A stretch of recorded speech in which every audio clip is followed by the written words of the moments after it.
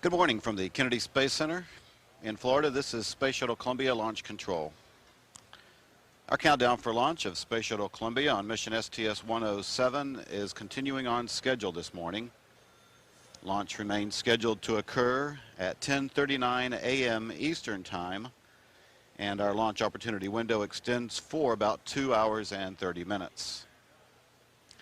At this point in the countdown, the external tank is fully loaded with its complement of cryogenic reactants.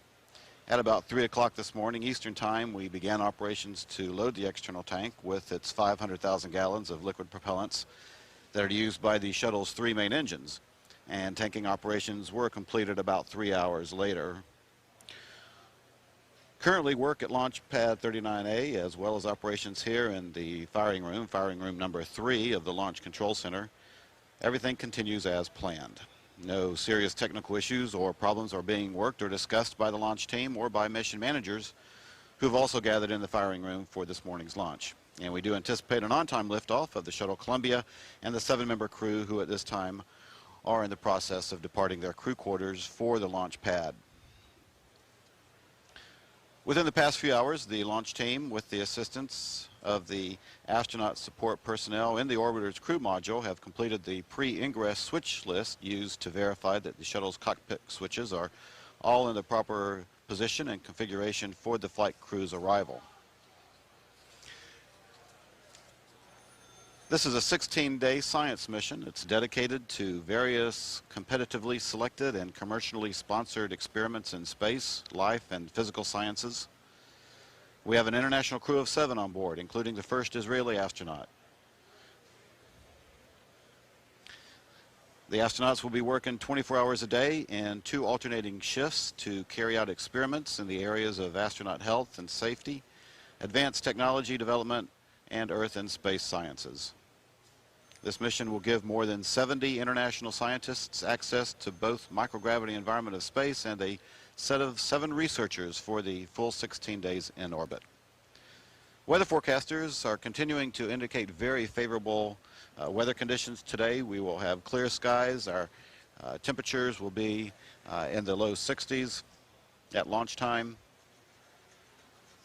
And our forecasters again are indicating a less than 10% chance, in fact a less than 5% chance of violating our weather launch commit criteria.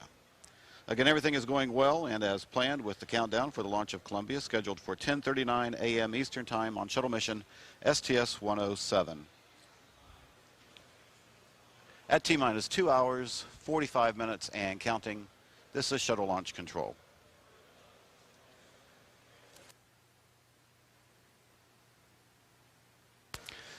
This is Shuttle Launch Control at T-minus 2 hours, 44 minutes and counting. We have had a number of activities already occur this morning with our 7-member astronaut crew. The crew has already been awakened for breakfast, and we will be showing that tape at this point.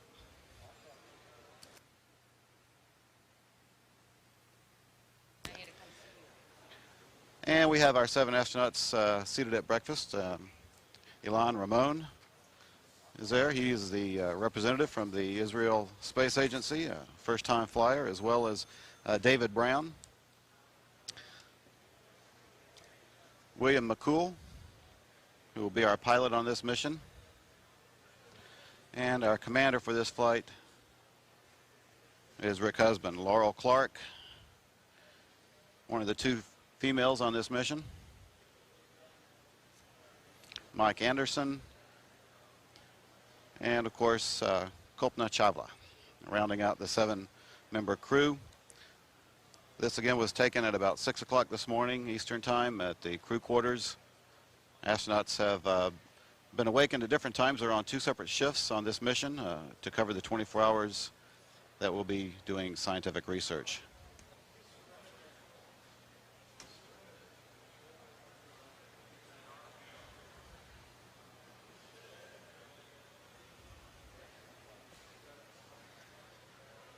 And we're out and back with a live shot at the launch pad. Again, everything is going quite well.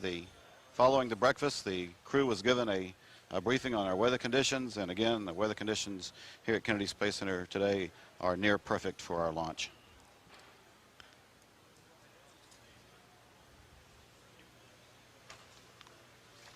At T-minus 2 hours, 42 minutes and counting, this is shuttle launch control.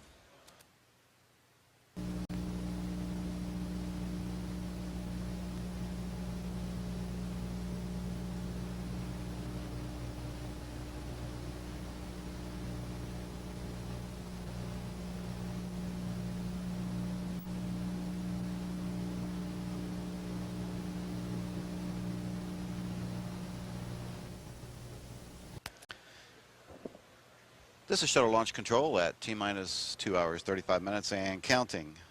We do have another tape of a activity that was taken just about an hour ago of the astronauts being suited up. And we'll roll that tape at this time. Crew members are, of course, in their suit-up room. First one is Rick Husband, who is, of course, the commander of this flight on his second flight. He was selected as an astronaut back in 1994. He flew on STS-106 in 1999, spent 235 hours in space.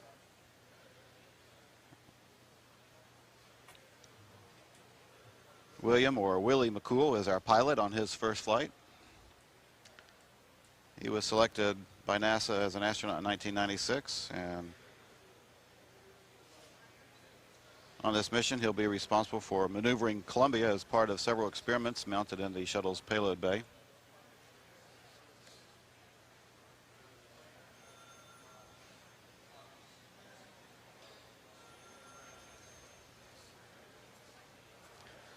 Mike Anderson, he's the payload commander as well as mission specialist on this mission. This is his second flight. He first became an astronaut back in 1994. His first flight was STS-89 to the Mir space station. Laurel Clark, mission specialist on her first flight. She too became an astronaut back in 1996. Her first assignment was to work in the astronaut office payloads and habitability branch. David Brown, mission specialist, his first flight. He was initially assigned to support the payload development for the International Space Station.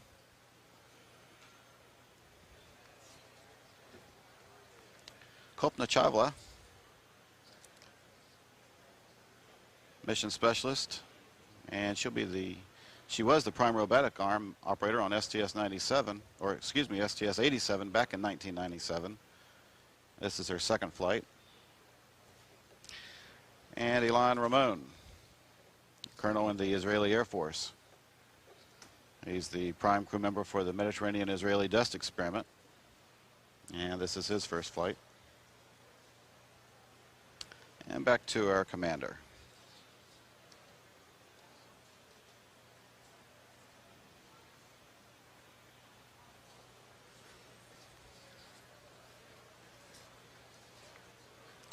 Again, the astronauts are currently at the pad.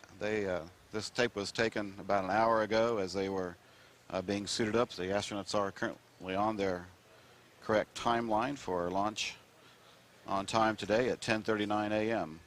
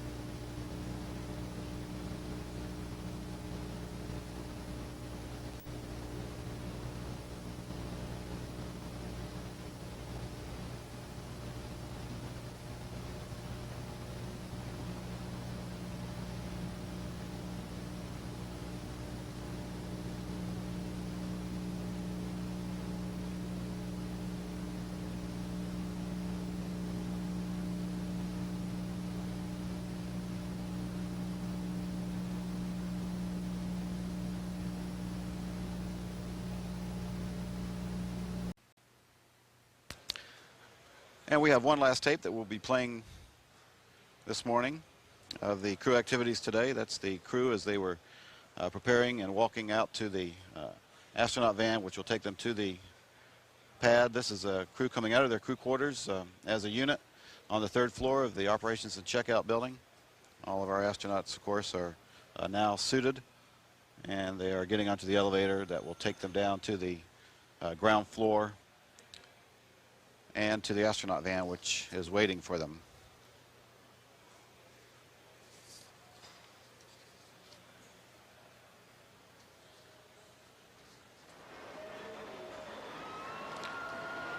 And our astronauts coming out now as they are making their way to the astronaut van.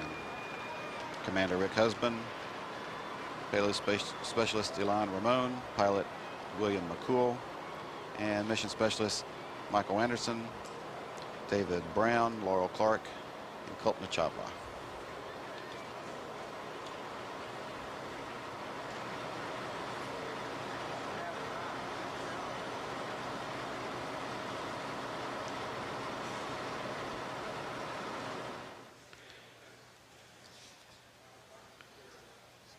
And we're back with live shot of the Commander Rick Husband as he is currently in the White Room at the launch pad making his preparations to enter the vehicle.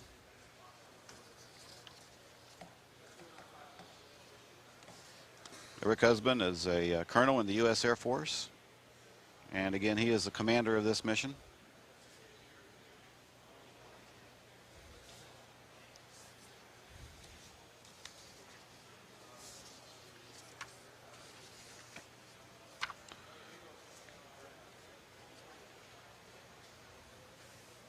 He is the senior member of the red team. This crew of 7 are divided into 2 teams, the red team and the blue team, and each will be taking 12-hour shifts to conduct around-the-clock experiments. During this mission, he'll be maneuvering Columbia as part of several experiments in the shuttle's payload bay that will focus on the Earth and the Sun. And of course, as commander, he will take the stick and land Columbia back on the end of its 16-day mission here at Kennedy Space Center.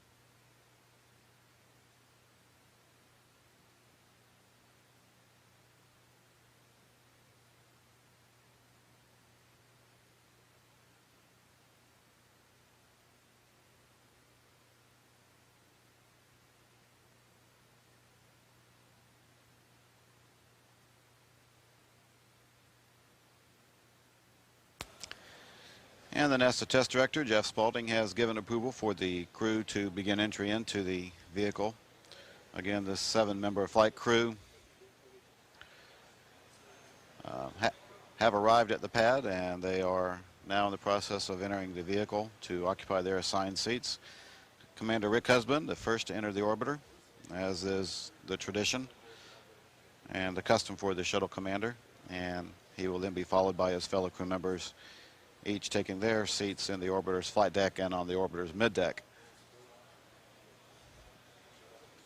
And we have a camera that is stationed on the flight deck as we can watch the crew members climb into the vehicle and take their seats. Of course, for the next 2.5 hours prior to the opening of the window, once they're in their seats, they will be basically laying on their backs in a prone position.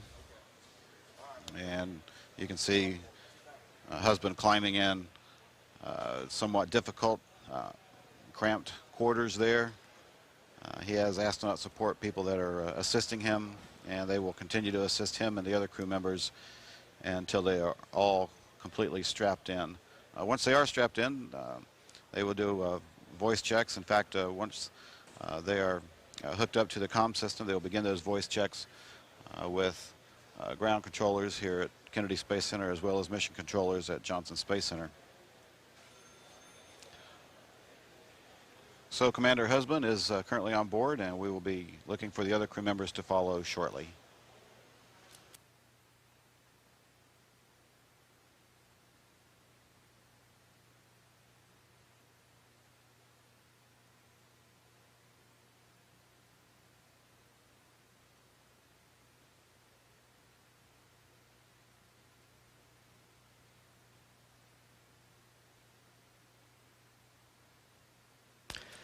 And next to enter the vehicle will be the astronaut representing the Israel Space Agency, Ilan Ramon.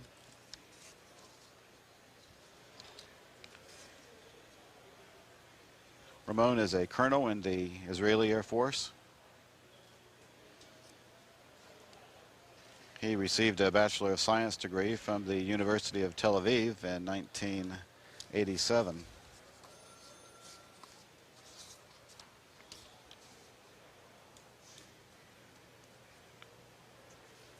Ramon will be situated and seated on the middeck. 3 of our astronauts will be on the middeck, and 4 will be on the flight deck.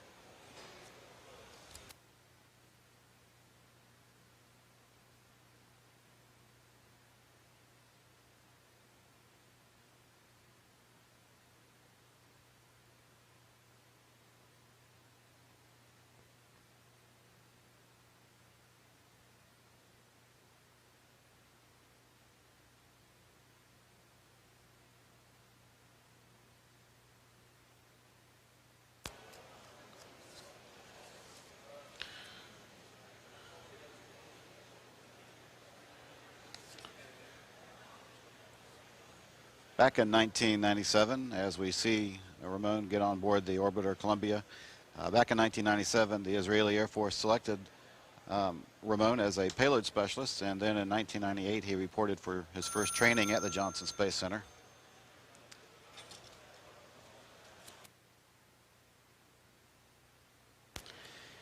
He is the prime crew member for the Mediterranean Israeli Dust Experiment, or MEDEX, a multispectral camera that will measure small dust particles in the atmosphere over the Mediterranean and the Saharan coast of the Atlantic.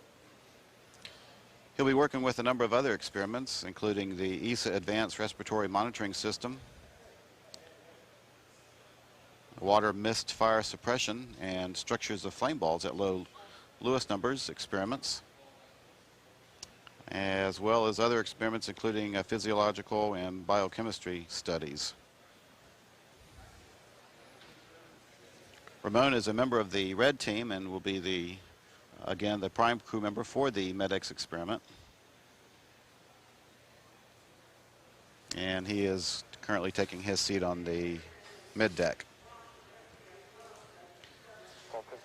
Back with a view of the White Room, we have our pilot, William, or as he likes to be called, Willie McCool. This is his first flight, and he'll be a member of the Blue Team. McCool was selected by NASA as an astronaut in 1996, and he was initially assigned to the computer support branch. On this flight, he'll be responsible for maneuvering Columbia as part of several experiments that are mounted in the shuttle's payload bay. He'll also be working with experiments including the European Space Agency Advanced Respiratory Monitoring System, or ARMS, and he'll be assisting Ilan Ramon with the Mediterranean-Israeli dust experiment.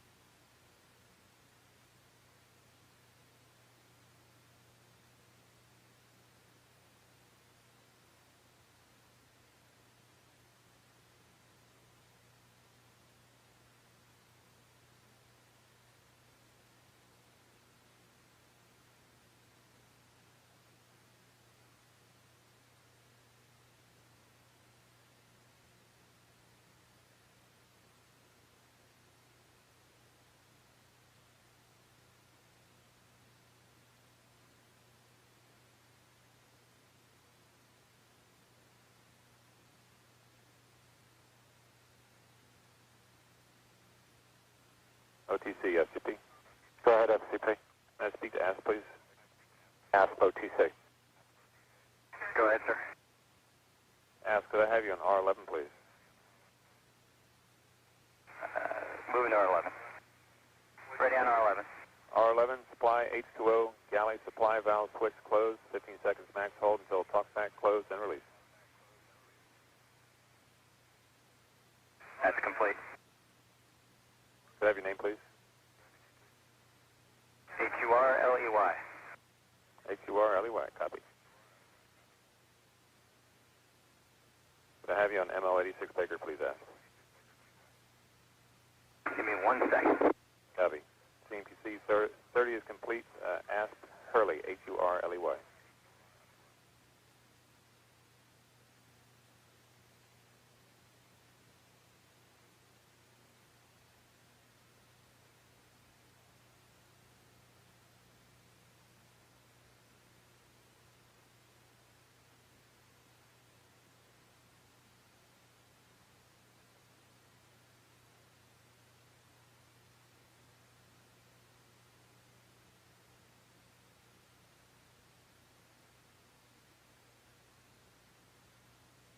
COFC 026.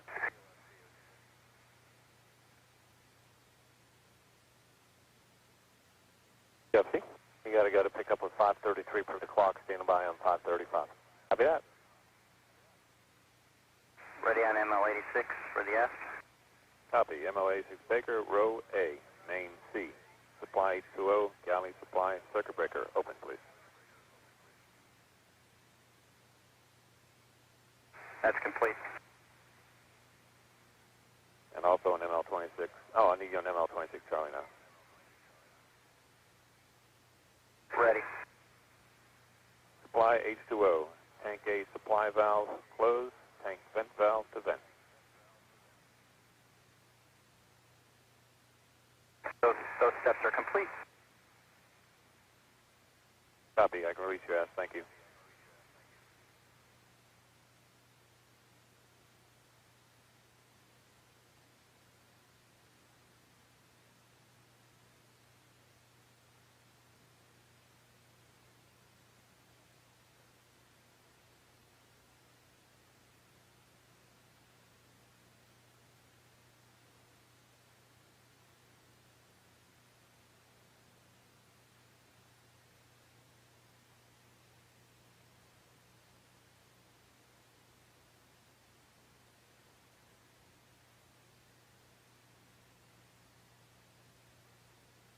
FCP OTC on standby on step 251. OTC, this is FCP. I can give you step 251. Copy, thank you.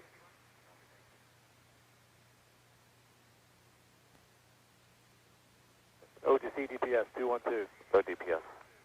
Okay, GMT and MET adjust are complete. We're ready for IMU platform positioning. All right, GNC. GNC copies.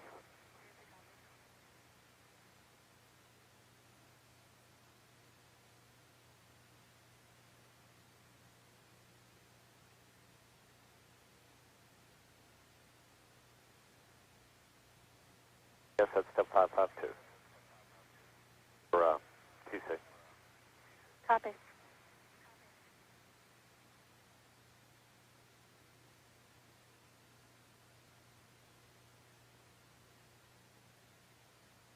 So TC.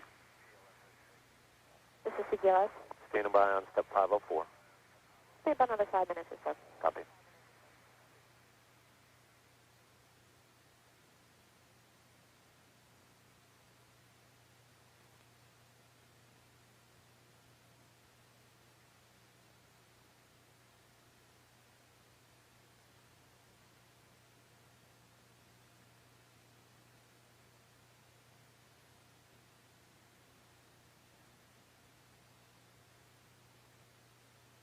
COC. Go ahead, COC. I can give you 535. All right, copy 533, 534, both complete, correct? That's firm. Okay. QC copy. ASP OTC. Go for the S. Yes, sir. The RCS command status test is done. I'll give you a go to perform your ingress switch reconfig and switch guard removal per your checklist. Okay, we'll put that in work. QC copy.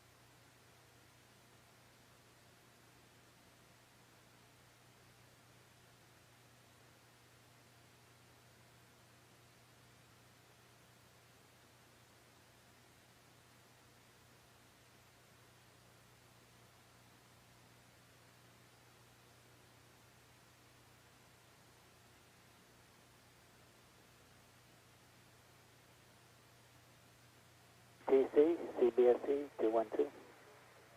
Station calling. SSCBSE, step 571 Biomed is going to be a not perform. 2571 not performed, thank you. QC copy.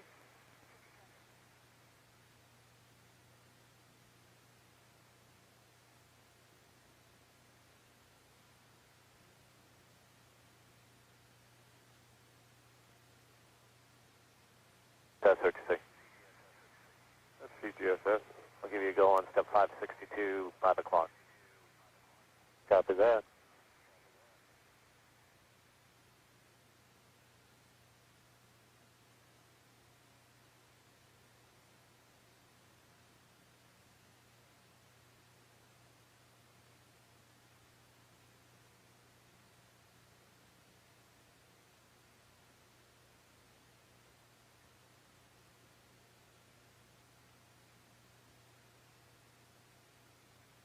OTC, CDR, com check. CDR, OTC, copy com check. Good morning, Ray. Good morning, Ray.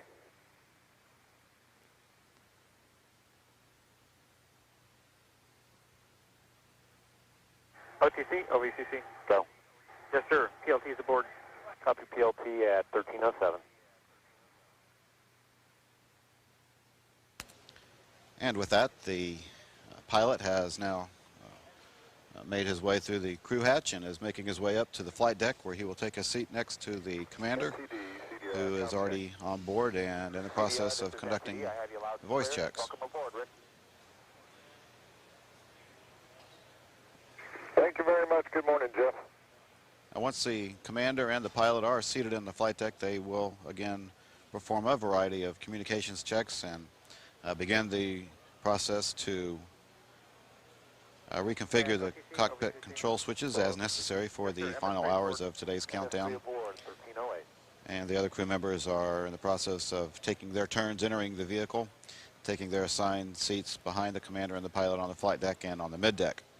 The orbiter seating arrangement for ascent for launch today will be on the flight deck, Husband, McCool, Brown, and Chavla. And then on the middeck, as we see here, will be Anderson, Clark, and Ramon. I got you loud and clear also, Scorch. Good morning.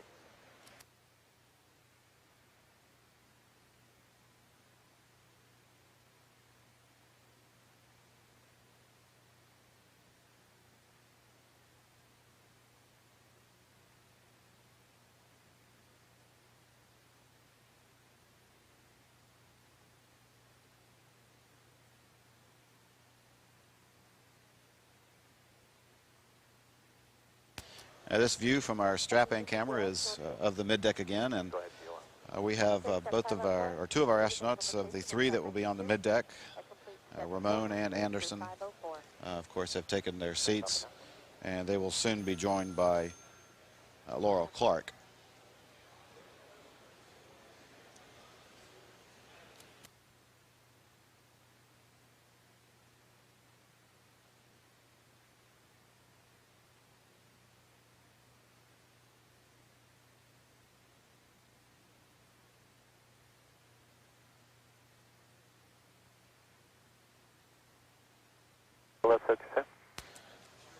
Back in the white room is our mission specialist, David Brown, and he's taking his turn to be suited up and make his preparations to enter the vehicle.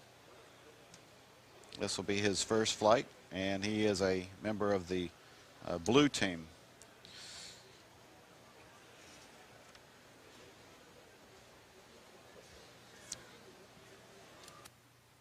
CMQC OTC, call 561 complete. Copy.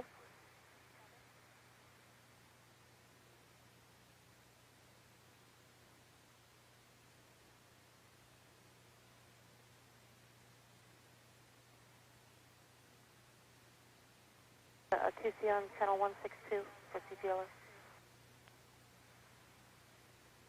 TLS OTC. This is TLS.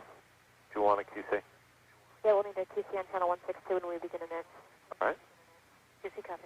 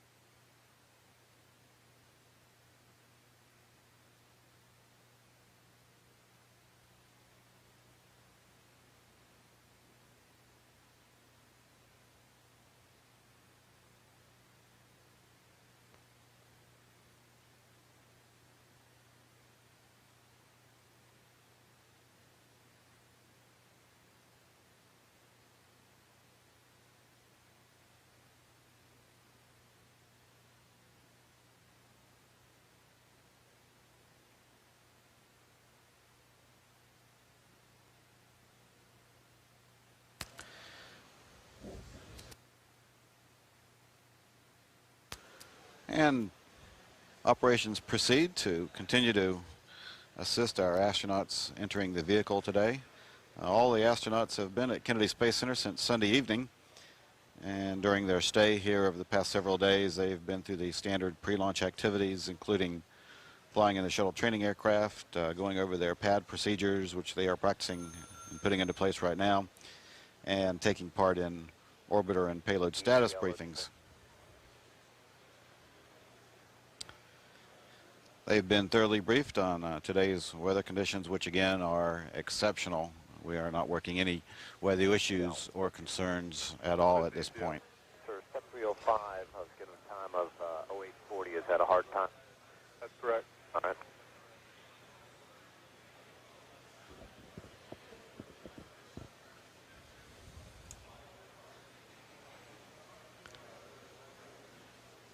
Our astronauts were awakened on schedule today and began their suit up and preparations to board the orbiter, all again on schedule.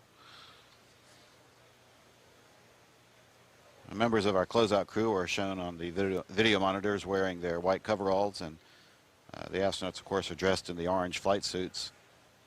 Our closeout crew consists of both NASA and contractor personnel, and their primary job is to assist the astronauts with connecting emergency oxygen lines that can be pumped directly into their suits, as well as to assist them with being strapped into their seats and setting up their communication systems. The closeout crew members also will assist our prime crew for the mission as they have finished entering Columbia. They will be the ones that actually conduct the closeout of the orbiter's crew hatch. And this will be done once all the astronauts are in and all their comm checks are complete. Make sure there are no troubles before they close the hatch.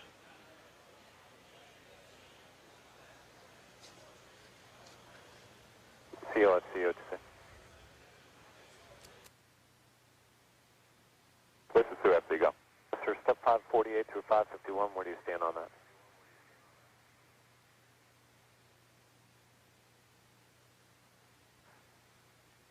.548 through 551 are to be completed after the drivers are turned on. All right, copy that. And that's in process now.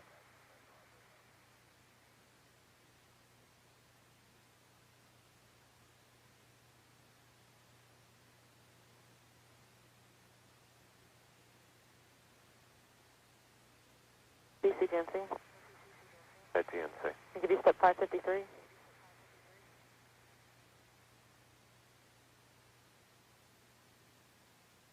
Copy 553. BC.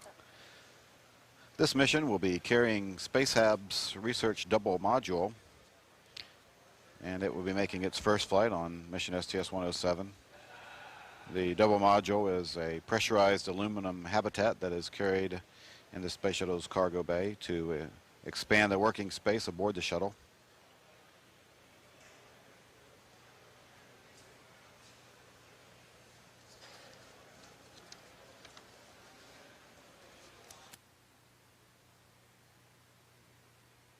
Again, the mission is scheduled to last 16 days, and with an on-time launch today, we'll see a landing back at Kennedy Space Center about 9 a.m.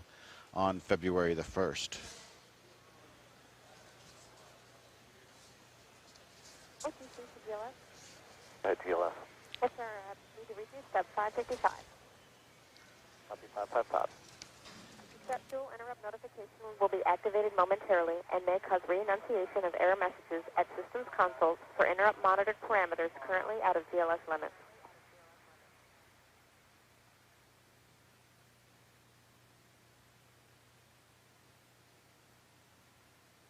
OTCS, post ingress switch reconfig is complete. Okay. And we can see the astronaut support personnel assisting with the crew member for making sure that everything is secure. Okay, copy that. Once the astronauts do reach orbit, zero gravity will affect anything that's not tied down or bolted down or strapped down, and so it's important that all aspects of the crew module, the flight deck, the mid-deck, any activities, any items that the astronauts may have that could float away needs to be strapped to them or tethered in some fashion that it doesn't get lost once we do reach zero gravity and things start floating around.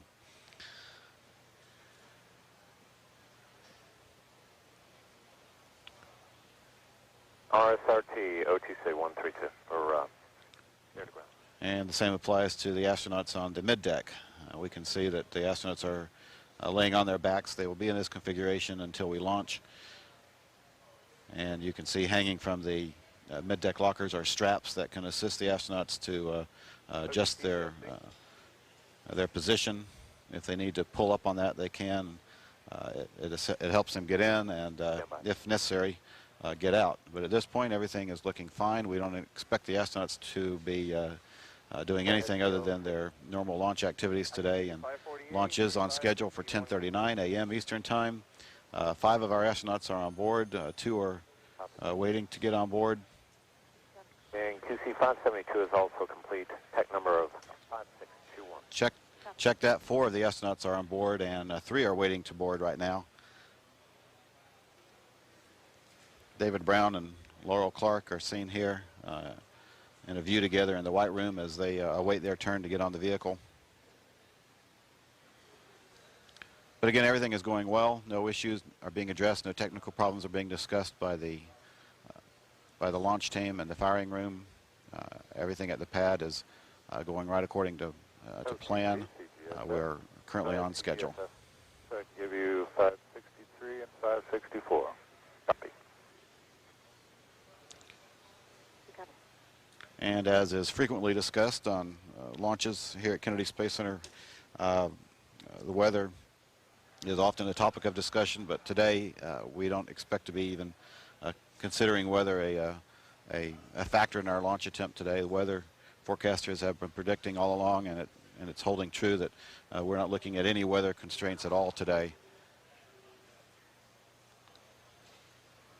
We just passed the T-minus 2 hours and counting mark. We're currently at T-minus 1 hour, 58 minutes, 45 seconds and counting. And again, everything is going on time and on schedule for a launch at 10:39 a.m. Eastern Time. Standing by now for the entry of David Brown into the orbiter. He'll be taking his seat on the flight deck. He'll be sitting directly behind William McCool, the pilot. And again, all is on schedule. At T-minus 1 hour, 58 minutes and counting, this is Shuttle Launch Control.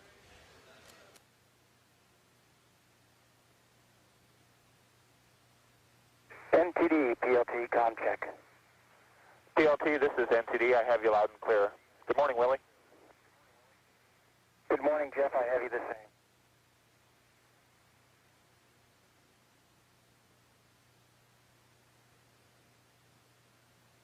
Houston, PLT, com check.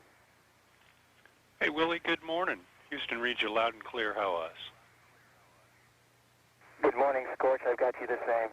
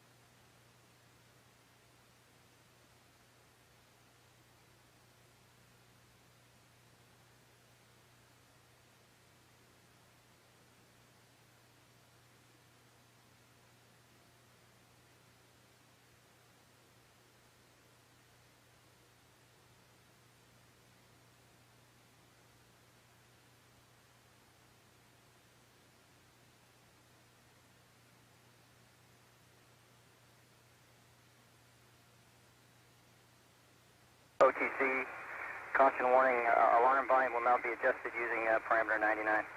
All right, copy that. ISL. ISL copies.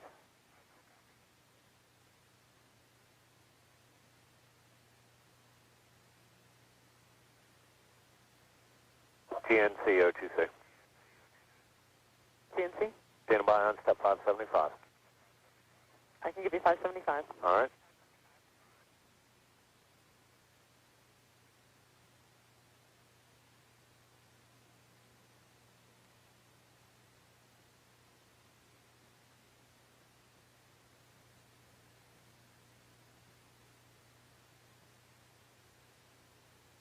GNC OTC. CNC? Step 589 per the clock. For the clock.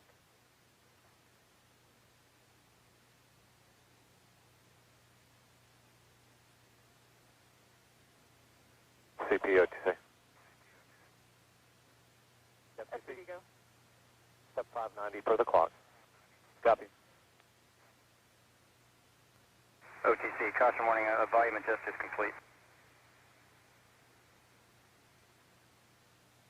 Copy, ask. ISL, you copy that?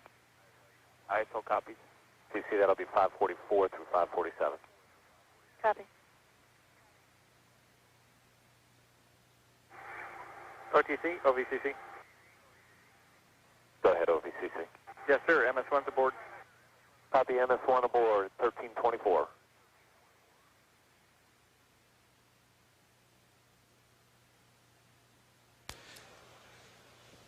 And Mission Specialist number 1, David Brown, has just joined the other astronauts on board Columbia, and he is finding his way to his seat on the flight deck at this point.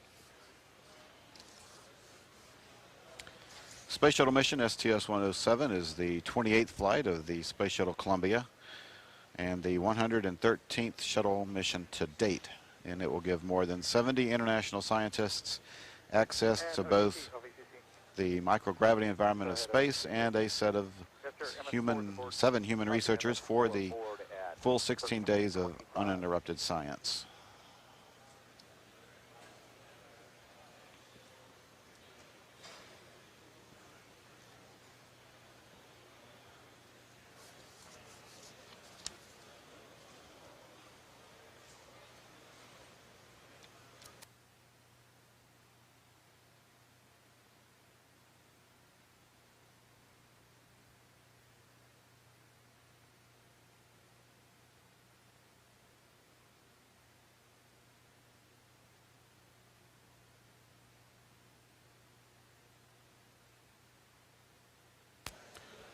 And Laurel Clark has entered the vehicle as well, and she is sitting on the middeck. This is a view from the flight deck. We have one more member to join the rest of the astronauts on board. A view of the middeck. We have seated all 3 astronauts. Go ahead. With Mike Anderson seated closest to the camera, Laurel Clark, and then Ilan Ramon.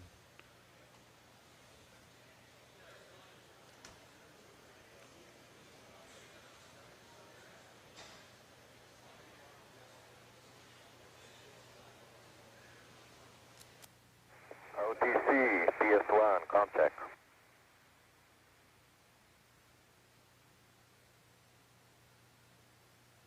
Actually, a correction to that. The astronauts, in the order that we're looking at them, is Ilan Ramon is actually sitting closest to the camera. OTC, copy contact. Good morning, Ilan. Laurel Clark in the middle, and then Good morning, Ray. Michael Anderson to the back of the screen.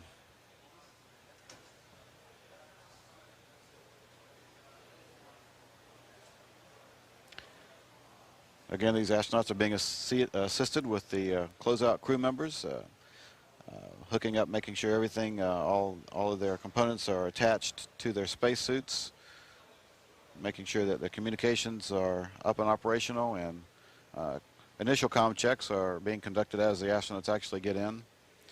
They will conduct communications checks together with the ground, both here at Kennedy and at the Johnson Space Center, and then they'll do their internal comm checks as well.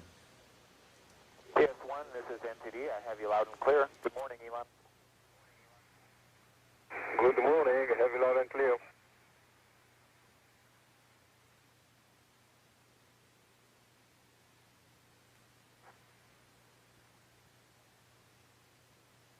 Houston, DS1, contact. Good morning, Ilan. Houston has you loud and clear. How us? Loud and clear, Scotch. Good morning.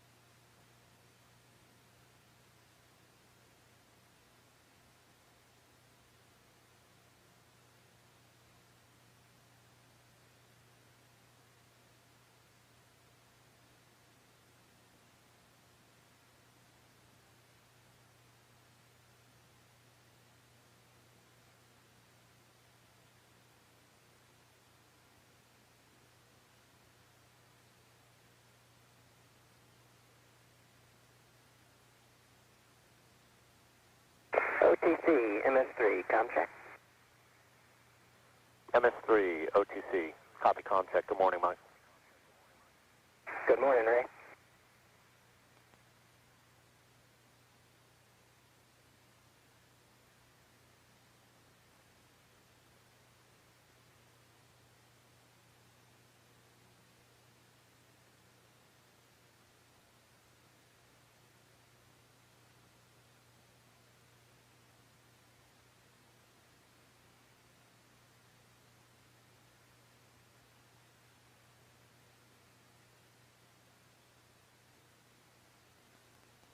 NTD, MS3, com check. MS3, this is NTD. I have you loud and clear. Good morning, Mike. Good morning, Jeff.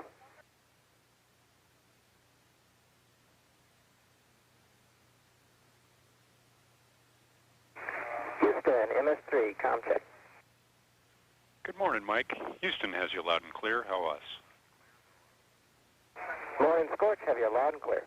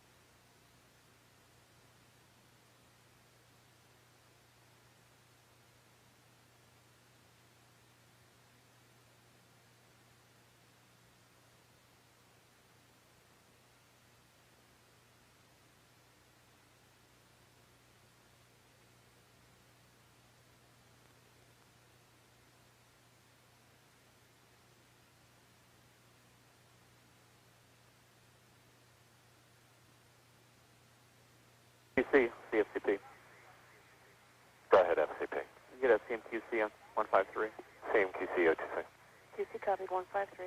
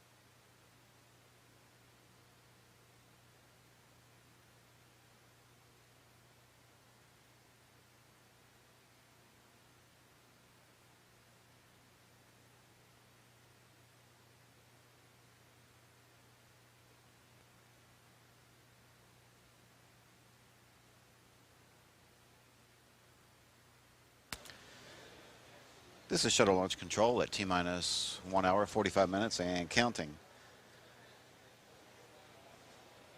The remaining crew members of mission STS-107 are in the process of finishing entering the orbiter. We have all but one that have taken their place in the vehicle, and Kalpana Chawla is in the process. She is in the white room right now and awaiting her turn to enter the orbiter. Command and control of Columbia will be the primary mission and tasks of our commander, Rick Husband, and our pilot, Willie McCool. They are currently seated in the vehicle and are in the process of performing communications checks and getting final association with switches and controls around them on the flight deck. Much of their training in Houston has been spent in simulators that exactly duplicate the cramped quarters of the orbiter's flight deck, so they are very familiar with every switch and control on the flight deck and are now in the process of double checking to make sure everything is properly configured for our launch today. All is continuing to proceed smoothly here at the Launch Control Center in firing room number 3. External tank propellant checks have been conducted and are reported to be at their proper levels. The supercooled fuels are constantly being replenished due to normal warm-up and boil-off, and stable replenish remains in effect until about 40 minutes prior to launch.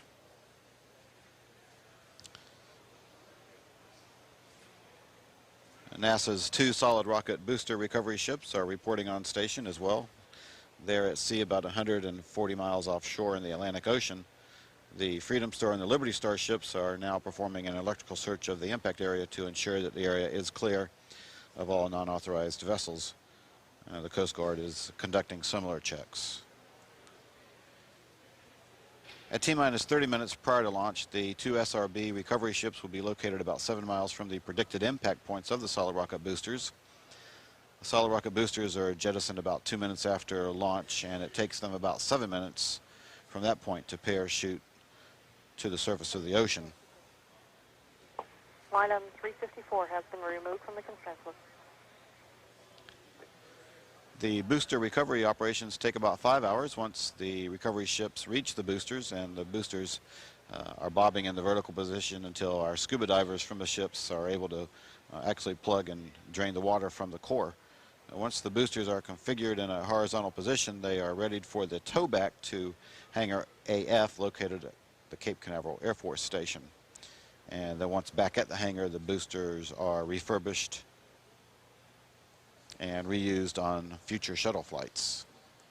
At this point, the ground launch sequencer computer program has been started at the integration console here in the firing room.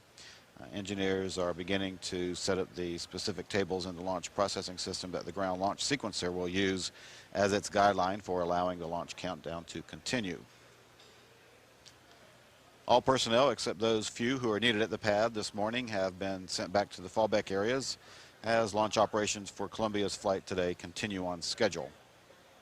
Here in firing room 3 and on the Space Shuttle Columbia, everything continues as scheduled for launch today.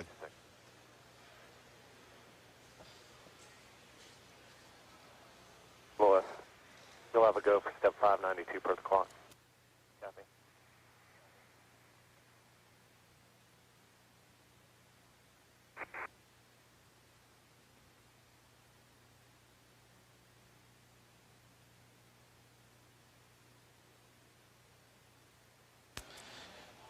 Columbia's 16-day mission is dedicated to a mixed complement of competitively selected and commercially sponsored research in space, life, and physical sciences. Our international crew of 7, including our first Israeli astronaut, will be working 24 hours a day in 2 alternating shifts to carry out experiments in the areas of health and safety and advanced technology development, as well as earth and space sciences.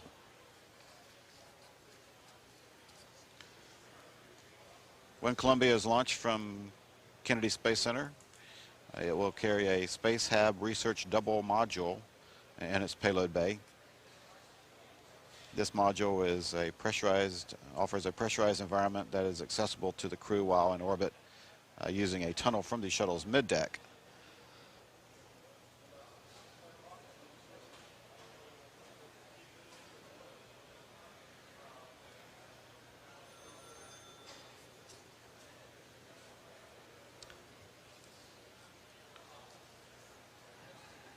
Our our 7 astronauts will work around the clock to complete a multidisciplinary research program that involves 32 payloads and 59 separate investigations.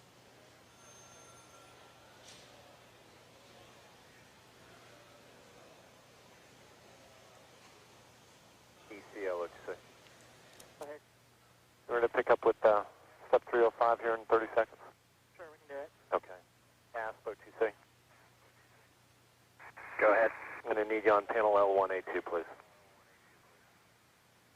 I'm on the mid-deck, sir. It's going to have to wait just a second.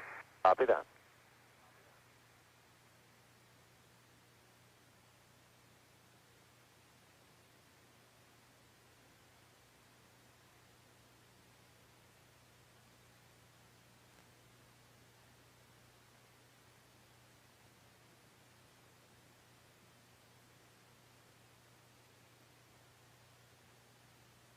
CDR, OTC. OTC, CDR, go ahead. Yes, sir. Since the ASP is down on the mid-deck and you're in a convenient spot, we'd like you on panel L1A2, please.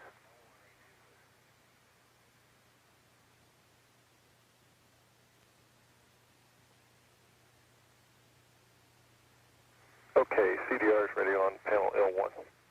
ECL is all yours. Copy. Panel L1, flow pop valve, loop 1, and 2 talkbacks. We want to verify what the talkbacks are.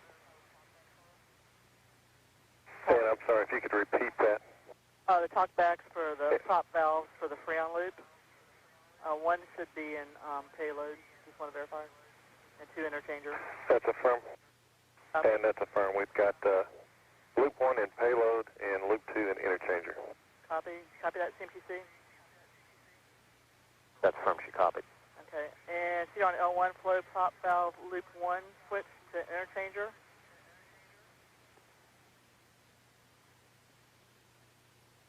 Okay, we're taking flow prop valve loop 1 to interchanger. And we have a good talk back. That's complete. Copy. And we have a GMT of 1341. Copy. And ASP back on panel L1. CDR is ready on L1. We got to repeat this stuff here. Flow prop valve, loop 1, switch to payload talk back. Okay, loop 1 to payload. And we now have a payload talkback.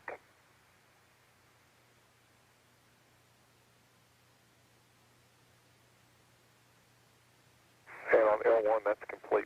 Copy, and I can verify step 307. Now back on L1, flow pop valve, loop 1, switch to interchanger talk back.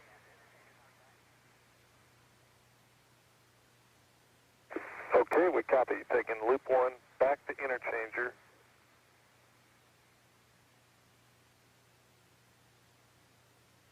And on L1, the flow prop loop 1 is in interchanger with an interchange talkback. Copy, and I can verify 309. On L1, flow prop valve, loop 2, switch to payload talk back. Okay, that's in work.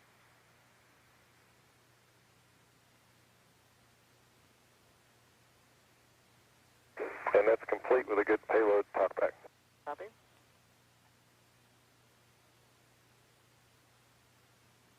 I can verify 311, and on L1, flow prop valve, loop 2, switch to interchanger talk back. That's in work.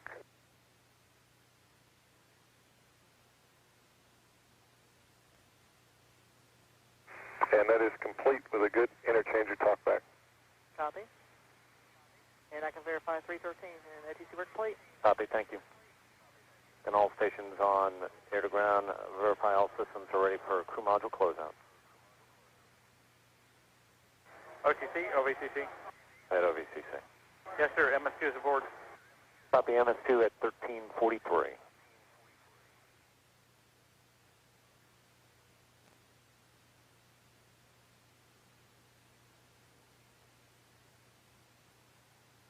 CMTC, OTC, SCP. SCP. I give you 591. Copy 591.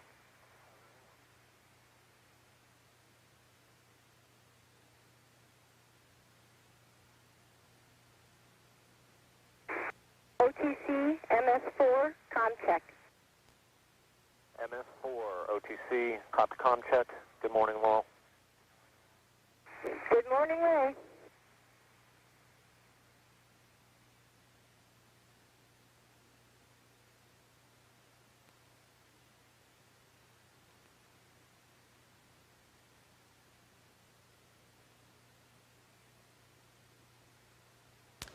This is Shuttle Launch Control at T-minus 1 hour, 34 minutes and counting. And the last of our 7 astronauts has now entered the vehicle, and Kalpana Chawla is in the process of getting into her seat on the flight deck. MS4, this is NTD. I do have you loud and clear, and good morning, Laurel. Good morning, Jeff.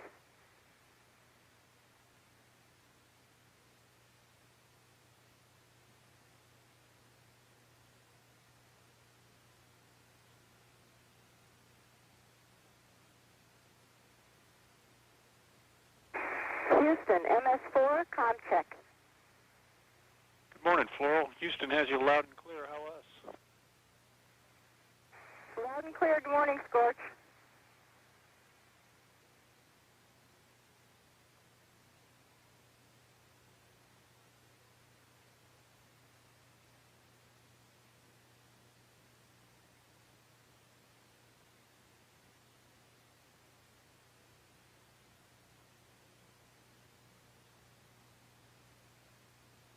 Up.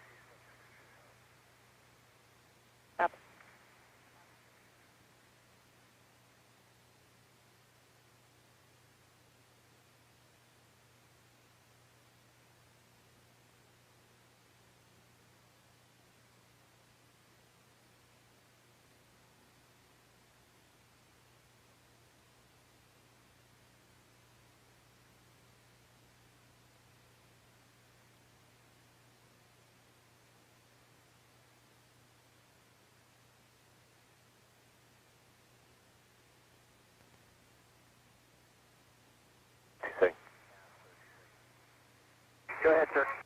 Yes, sir. As soon as you get everybody strapped in, I'll give you a go to close out the crew module flight per your checklist, inspect the crew module for any non-flight items, remove and report any items found. Wilco, and we'll put that in work in just a few minutes, sir. QC 594. Copy.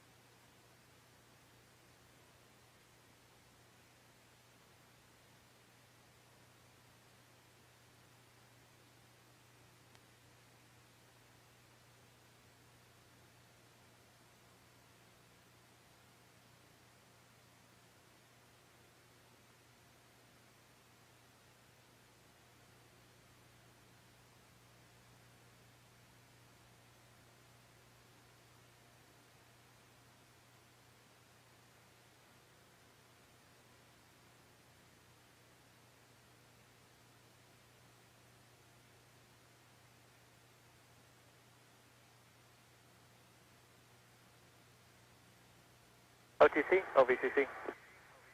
Go ahead, OVCC. Yes, sir. Can I get a CMQC and a channel for my NAFIQ to begin this TIR? CMQC, OTC. Go to Yeah, and OVCC, I assume you want channel 242? That'll do. QC copy 242. OTC, MS1, comm check. MS1, OTC, copy comm check. Good morning, Dave. Good morning, Ray. I've got you loud and clear.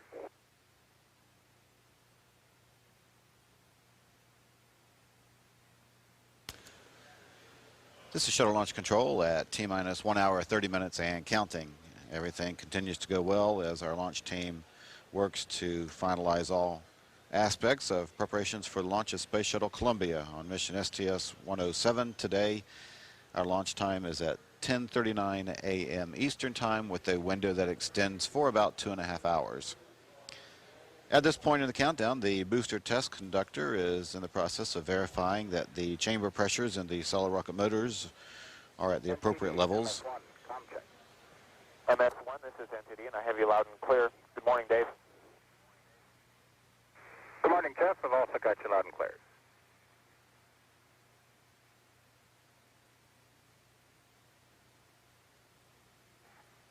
Houston, MS1, com check. CMQC on 212. Good morning, Doc. Houston has you loud and clear. How us? Loud and clear also. Good morning, Scorch.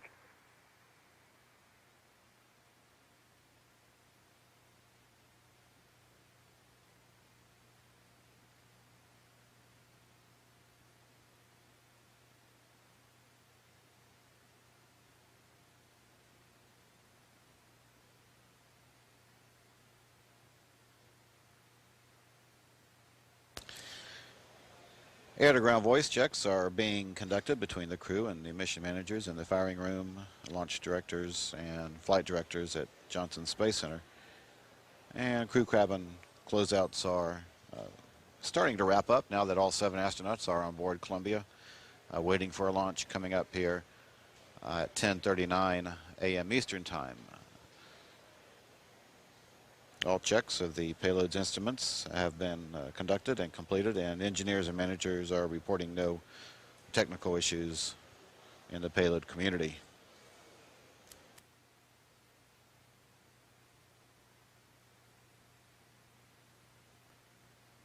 And CMQC OTC, make sure we've got a QC on channel 242. That is affirmed. She said she's calling and not getting an answer. Let me check with her. All right, they're working the other side now.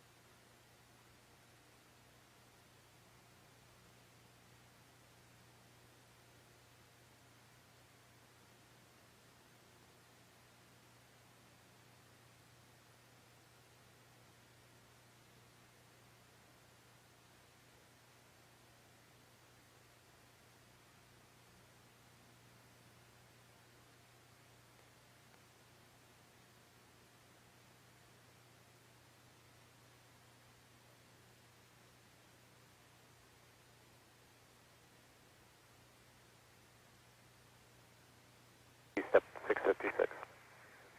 Copy.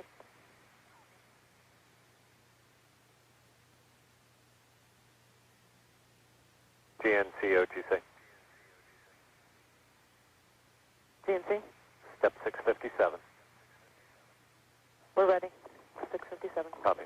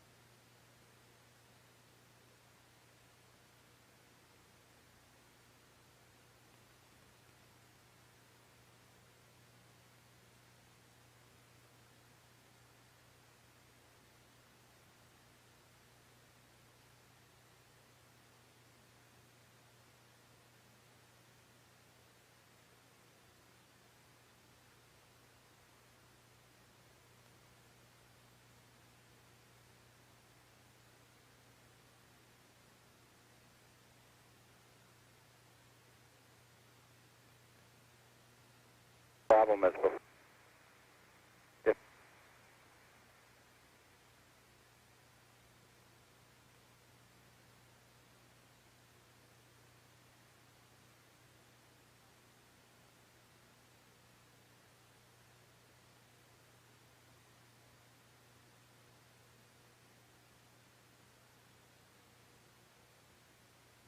GLS channel 212.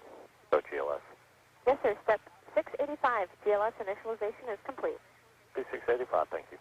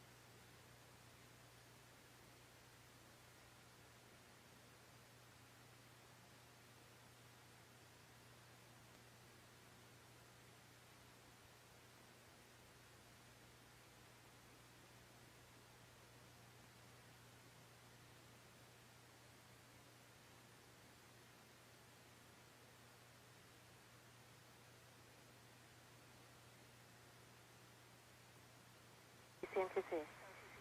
OTC. Line item 355 has been added to the constraints list, constraining 16-1063.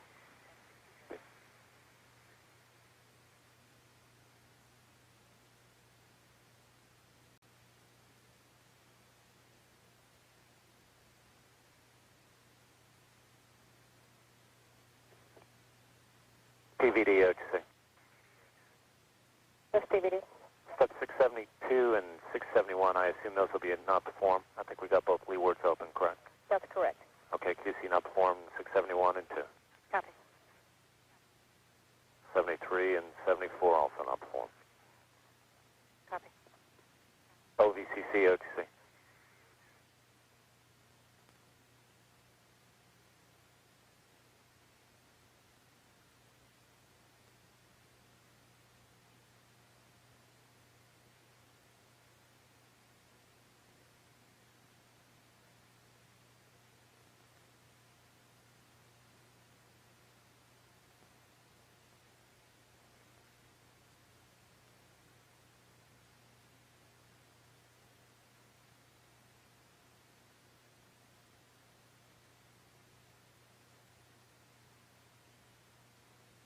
OTC CGNC. GNC. If you step 684, IMU stereo compass is complete. IMUs are in alignment maintenance mode. Copy 684. PC copy.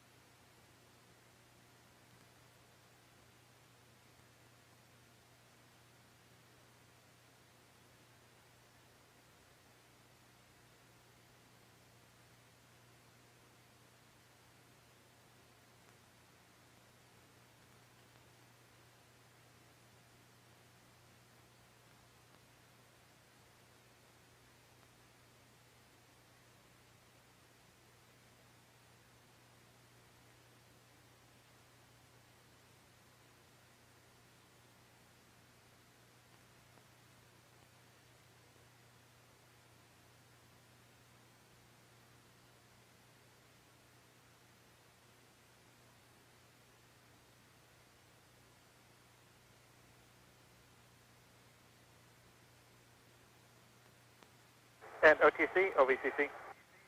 Go ahead, OVCC. Yes, sir. We're starting our ops support setup 20 for closing the hatch now. And we are out of the crew module. Okay, copy that. And QC, that'll be step 675. Copy.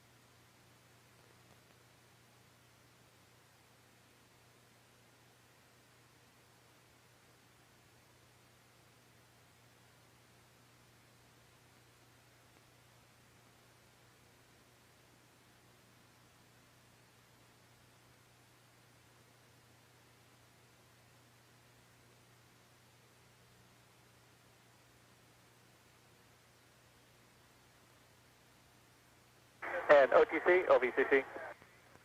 OVCC, OTC, go. Yes, sir. Do I have a go to close the hatch? You have a go to close the hatch.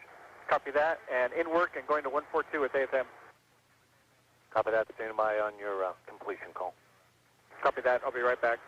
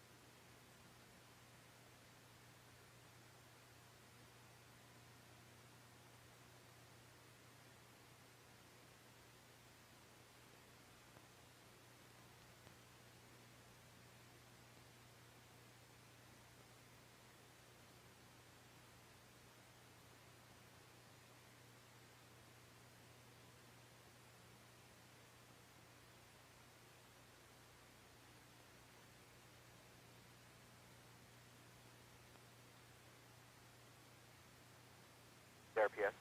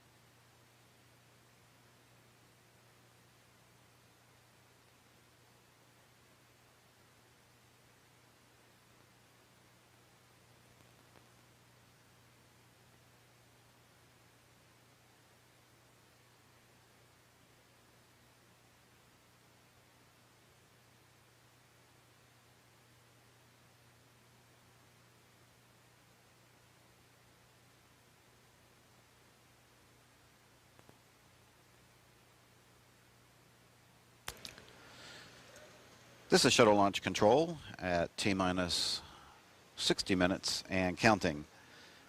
And everything continues to go on schedule today as the closeout crew is preparing to close Columbia's hatch and seal it. And once the hatch is closed and sealed for flight, the astronauts will be directed to start standard crew cabin leak checks to verify that the seal is indeed tight.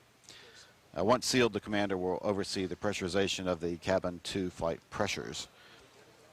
Over the past few minutes, the Eastern Range Safety Hold Fire checks were started. This is a test that's designed to verify the ability of the range safety officer to halt the countdown during the final seconds prior to launch if an emergency should arise. Everything continues to go well for launch of Space Shuttle Columbia on mission STS-107. Today's launch represents the 28th flight of the Shuttle Columbia and the 113th shuttle flight overall in NASA's Space Shuttle program. Columbia will be placed into a 150-mile-high orbit at an inclination of 39 degrees to the equator. This mission is expected to last 16 days, ending with a landing back here at Kennedy Space Center on February the 1st at about 8:53 a.m. Again, at this time, all 7 crew members are on board the Shuttle Columbia, and they are in their assigned seats. Communications checks have been conducted, and standard cabin pre-flight checks have indicated that nothing is out of the ordinary. The pre-flight alignment of the inertial measurement units has begun, and this IMU alignment is scheduled to be completed during the T-minus 20-minute hold.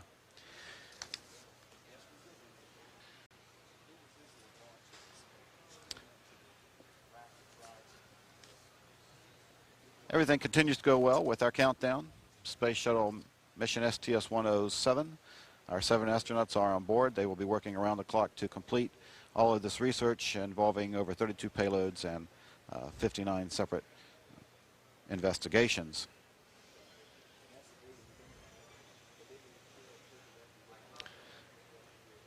As our closeout crew continue their operations to secure the orbiter's crew hatch, we are at T-minus 53 minutes 40 seconds and counting. This is Shuttle Launch Control.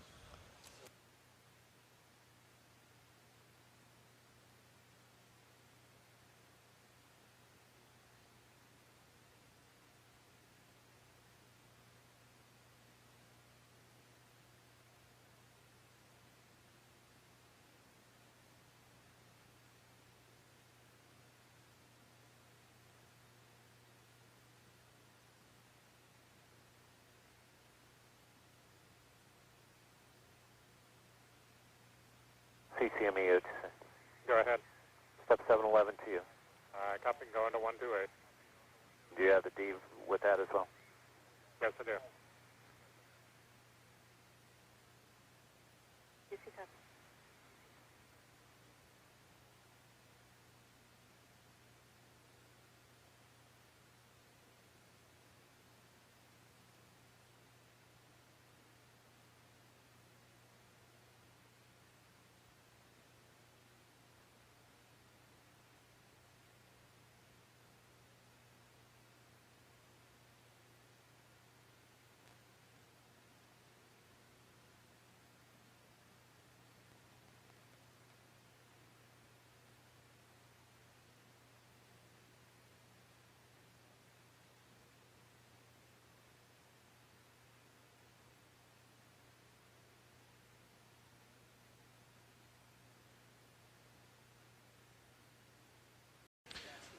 This is Shuttle Launch Control at T-minus 40 minutes and counting in our launch countdown today.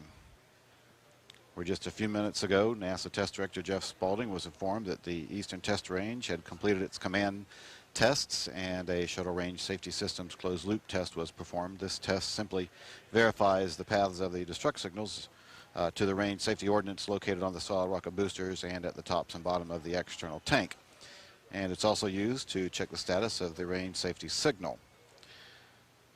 Commander Rick Husband is in the process of preparing for a scheduled cabin vent test. Also, activation of the S-band communication systems to the high power mode is being completed at this time with all systems reporting no problems. Inertial measurement unit calibrations are continuing, and activities to close the crew hatch will soon be completed.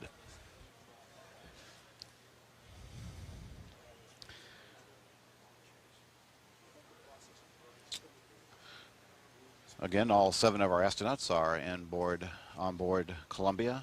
The hatch has been closed, and we are making final preparations to make sure that it is sealed tightly and that there are no issues with the hatch itself. After that is completed, our closeout crew members will depart the pad. The ground launch sequencer mainline computer program has also been activated, and it is now processing pertinent data. This program monitors all key commands and systems prior to assuming control of the countdown at the T-minus 9-minute point. CDR. Here in the Launch Control Center, Firing Room 3, the launch team continues to perform its series of well-planned and charted-out procedures, each of which is required and necessary for a successful launch. Again, that launch time is at 10:39 a.m. Eastern Time. Over the next few minutes, as we close out operations in the White Room, our launch team will begin pressurizing the gaseous nitrogen tanks in the orbital maneuvering systems. Again, all continues on schedule here at Kennedy Space Center as we continue toward the countdown to launch Columbia on Space Shuttle mission STS-107. Launch time at 10:39 a.m. Eastern Time. At T-minus 37 minutes, 30 seconds, and counting, this is Shuttle Launch Control. This is Shuttle Launch Control at T-minus 30 minutes and counting. At this point in the count, the post-launch inspections and safety teams are being assembled at the A11 roadblock, which is located southeast of the Vehicle Assembly Building and about 3.5 miles from the Shuttle Columbia at Launch Pad 39A. Also, once the White Room closeout crew is down off the pad, which should be in the next few minutes, the fixed service structure elevator will be locked into place on the ground. In the unlikely event the astronauts have to make a quick escape from the vehicle and leave the pad, a set of slidewire baskets are available on the same level as the crew access arm, and these baskets will be used to deliver the crew to the safety of a bunker several hundred yards from the shuttle. At this point in the count, the orbiter maneuvering system gaseous nitrogen tanks are being pressurized. Gaseous nitrogen is used to operate the valves in the reaction control system to permit hypergolic propellants to flow into the orbital maneuvering system engines. These small thruster engines are used during orbit to maneuver and steer the shuttle once in space. Also, the shuttle landing facility's navigation aid status has been verified and is reporting no problems. The pre-flight checks of the orbiter's master events controller is complete. This is the software package that relays commands from the orbiter's computers to the explosive charges on the booster's hold-down bolts. The official forecast that was just presented to the launch director indicates that we have absolutely no concerns. There are light winds at about 8 knots at the pad. We are expecting few clouds at the launch time, coming up in about 50 minutes. And those clouds will be at about 4,000 feet. Overall, there is less than a 5% chance of violation, and we are currently green on all constraints. In other words, we have a go forecast. Activities are continuing to go well here at the firing room. The closeout crew is being cleared or in the next few minutes from the launch pad. Commander Rick Husband has performed his voice checks, and he is in the process of updating the altimeter settings in the cockpit. Copy, Rick, on page 2-4, starting with the no-com. Everything continues to run on schedule for today's launch of Space Shuttle Columbia. Coming up in the next 7.5 minutes will be our next milestone, which is the standard built-in hold at the T-minus 20-minute mark. This hold at T-minus 20 will last for 10 minutes. At T-minus 27 minutes and counting, this is shuttle launch control. Okay, we copy Presta ATO at 11.6, Presta MECO at 13.7, and single engine press 104 at 18.2. Rick, that was a good readback. Your next update is on the facing page, page 2-5. For your throttle bucket update, PC to 72 will be 0.85 Mach. PC to 104 will be 1.16.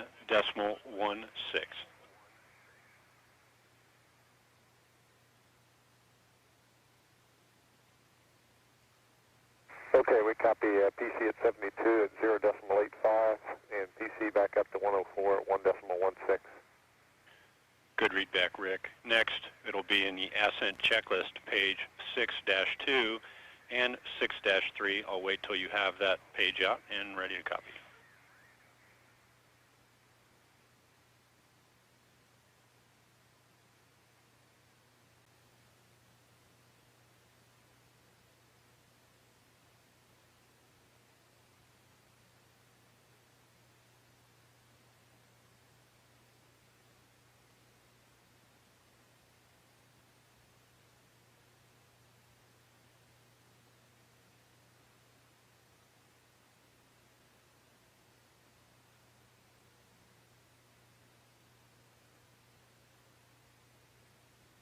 CNTD.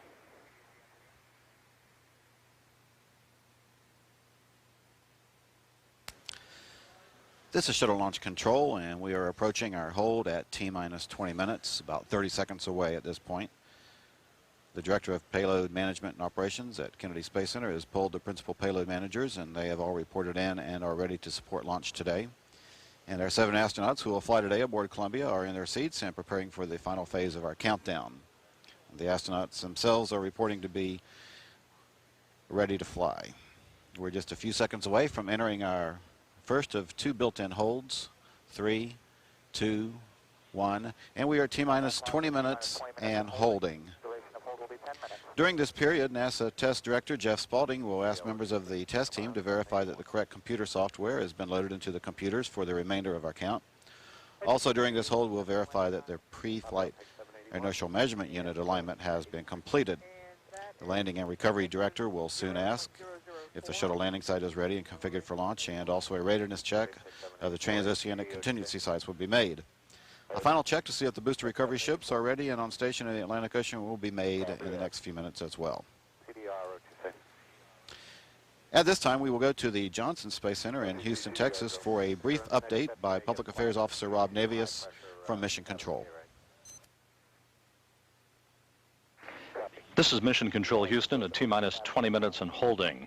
Flight controllers belonging to the Ascent team have been on console since about 3:30 this morning, monitoring Columbia systems in preparation for the first shuttle launch of the year. The Ascent team is led by Flight Director Leroy Kane with the assistance of astronaut Charlie Hobaugh, who is the spacecraft communicator or CAPCOM for today's launch. Hobaugh will be talking directly to the crew during Columbia's 8.5-minute ride to orbit. He's joined on console by astronaut Dwayne Carey, who is monitoring weather conditions at the Kennedy Space Center. Carey is in direct contact with Chief Astronaut Kent Rominger, who is flying the shuttle training aircraft around the vicinity of the shuttle landing strip at the Cape, where the weather this morning is pristine.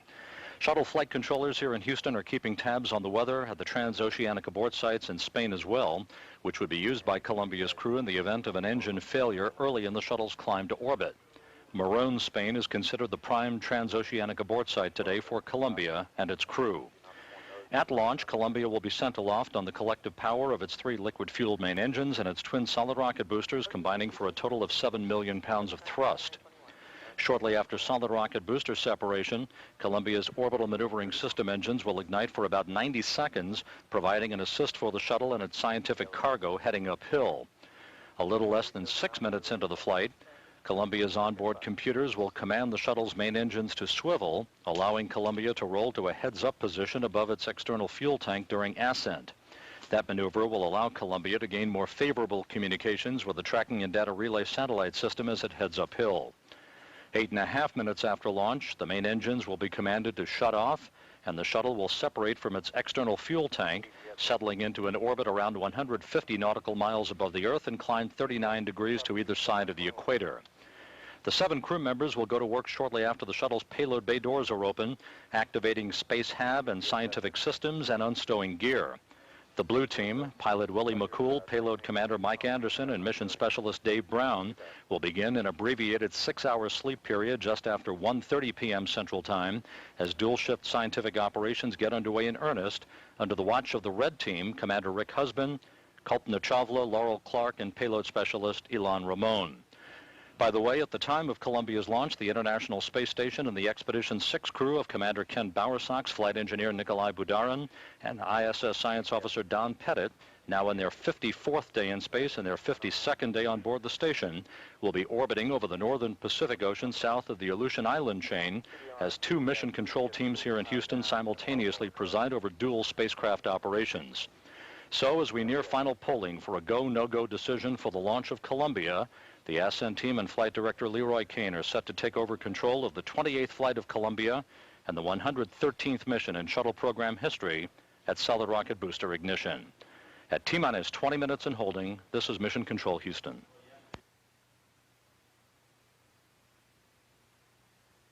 And OTC, OVCC? Go OVCC. Yes, sir. Observation Center 20 is complete. Flight room is reconfigured, and we're looking for a go to leave the flight room and egress the pad. Stand by 1.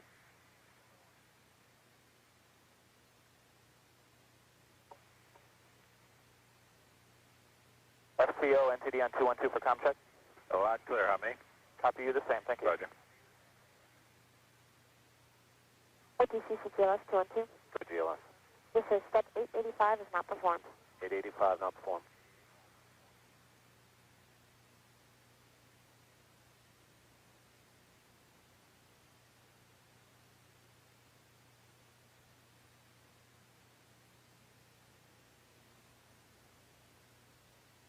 Console and pack console, step 847, closeout crew is ready to depart.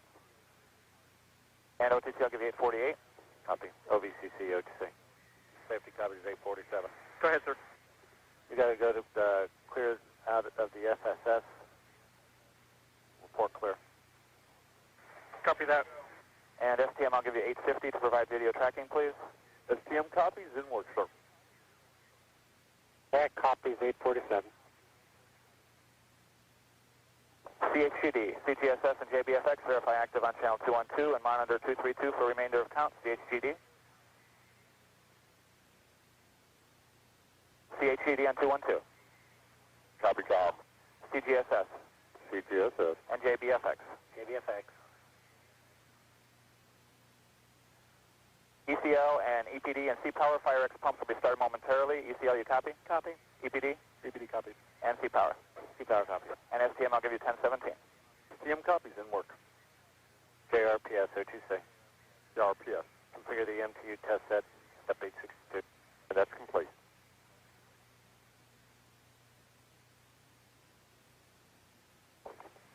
OTC, Houston Flight, and PTC. We're ready now for PSP deactivation on channel 232. 910. And NTD Houston flight copies, we'll put it in work. And attention all personnel, this is the NTD conducting the T-minus 20-minute briefing. Our launch window today opens at 15:39 GMT and closes at 18:09 GMT. Our hold time constraint will be 4 minutes 32 seconds based on start box. And any changes to our launch window or hold times will be provided as required during T-minus 9-minute hold. There are no launch window cutouts and no COLAs today. And PLT, at T-minus 5 minutes, perform APU start upon command of OTC only. PLT, copy. And CDR, our pad egress system is nominal, and our evac helipad today is number 8. And CDR copy, thanks. And control room launch team after T-minus 20 minutes. Any problems or trends requiring countdown clock hold will be reported to the NTD on channel 212, together with a recommendation. For all manual holds after T-minus 5 minutes, the countdown clock will continue until T-minus 31 seconds, unless the recommendation to hold at the next milestone is necessary. After T-minus 31 seconds, only cutoff is available and will result in a recycle to T-minus 20 minutes. For cutoff, the per words CGLS cutoff will be used. Our GLS milestones are as listed in the sub-step, and that concludes our T-minus 20-minute briefing, and our countdown clock will resume in 1 minute and 5 seconds on my mark. Mark.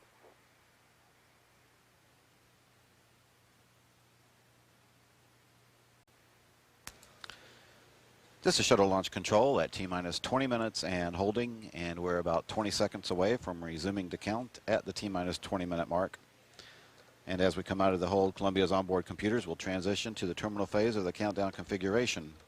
And following this, the launch team will check the computer memory of the 5 primary computers on Columbia to make sure that they have been properly stored. Standing by now for the resumption of the count.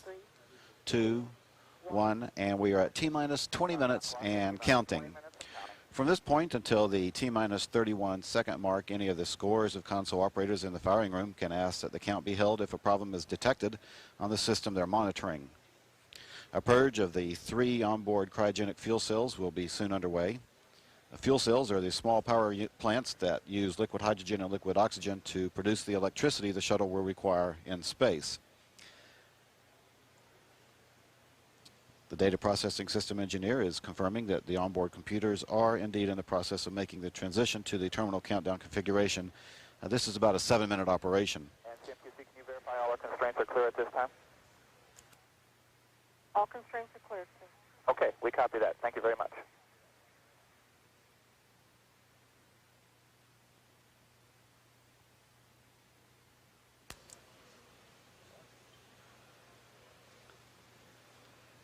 T-minus 19 minutes and counting. This is SRO on 212. Go ahead, SRO. Sir, can you give me step 976 and sequence 16? Yeah, and just one moment. Our folks are nearly outside of the LDA. Copy. CWS, what'd you say? CWS. Configure on RCS class C flight. Copy, inward. OTC, CL212. I can give you 839, and for 840 we have 14.97. Copy that. CDR, what'd you say? OTC CDR, go ahead. Are you available to report cabin press per your checklist? Yes, sir. We'll report cabin press. PLT, OTC. OTC, PLT, go ahead. Your horizontal fit config, is that complete? Not quite yet. When that is complete, that's complete, you have a go to pick up with MPS helium reconfiguration. Okay, we do have horizontal stick config complete and picking up with MPS helium reconfig at this time. And attention all personnel, this is the NTD conducting the launch status check. Verify ready to resume count and go for launch. OTC, go. TBC, go. TTC, go. LPS, go. Houston flight. Houston flight is go. Mila. Mila, NTD, verify ready to resume count. And Mila ready to resume count. STM. STM is go, Jeff. Safety console. Safety's go. SPE. SP's go. LRD. LRD, go. SRO. SRO is go. You have a range clear to launch. Copy. And CDR. CDR is go. Copy. And launch director, launch team is ready to proceed. Launch director copies. Please stand by. Copy that.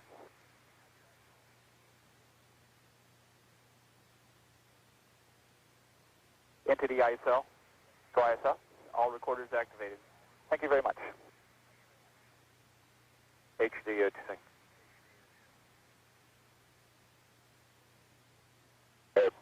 Yes, sir. Looking for step 1049.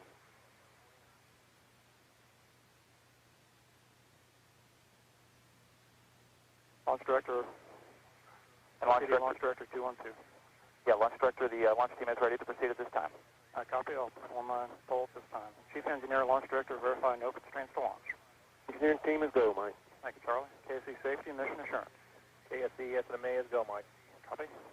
Payload launch manager. Go. Thank you, Bill. Range weather. Weather is no constraints to launch. Copy. And ops manager. MMT is go for launch. Copy that. Thank you. Columbia launch director. Go ahead. Okay, Rick, if there was ever a time to use the phrase, all good things come to people who wait, this is one time. And for you and your crew, best of luck on this mission, and from the many, many people who put this mission together, good luck and Godspeed. Oh, we appreciate it, Mike. The Lord has blessed us with a beautiful day here, and we're going to have a great mission. We appreciate all the great hard work everybody's put into this, and we're ready to go. Copy that. NTD, with that, you're clear to launch. I copy that. Thank you, sir. And attention all personnel, the countdown clock will resume in 30 seconds. HDD, OTC, verify step 1049. Yes, sir, I can verify that.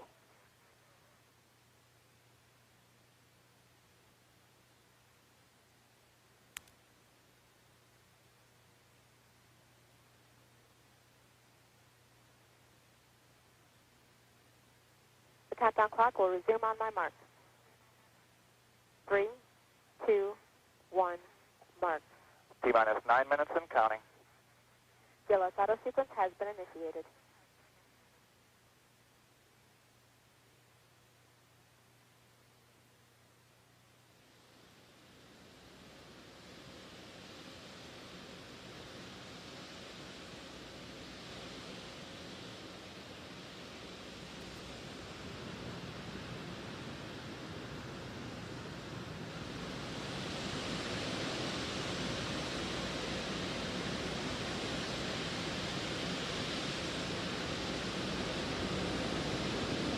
MTD, CBC 212.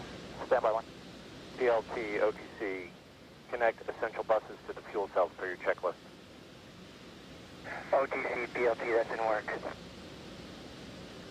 And CBSC, looking at our winds, looks like we'd like to change our triage site to number 2. Do you concur? Roger, we concur. Yep.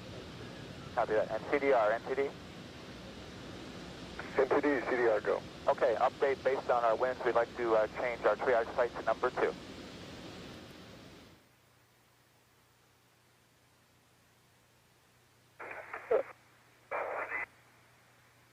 And CDR, you copy? And CDR, we copy. You're changing it from Site 8 to Site 2. Thanks. Affirm.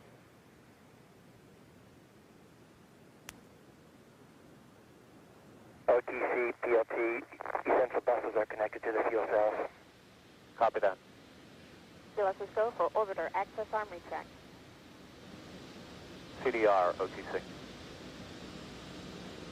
OTC, CDR, go. Rick, from our crew to yours, best wishes on your international mission. to explore the science, peace, and potential that only space travel can offer. Well, we thank you very much, Ray, and thanks for all the great work from your team and all the other folks here.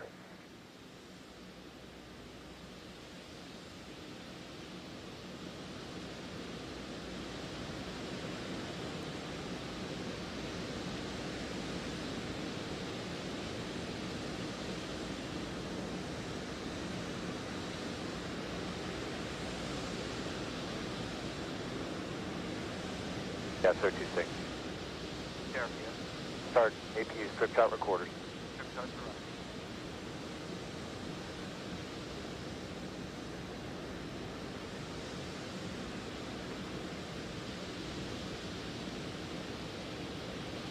OTC, perform APU pre-start. OTC, PLT, that's in work.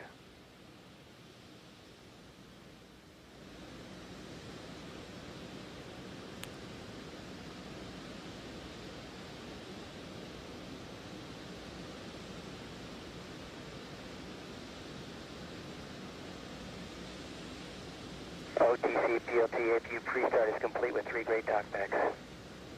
Copy that.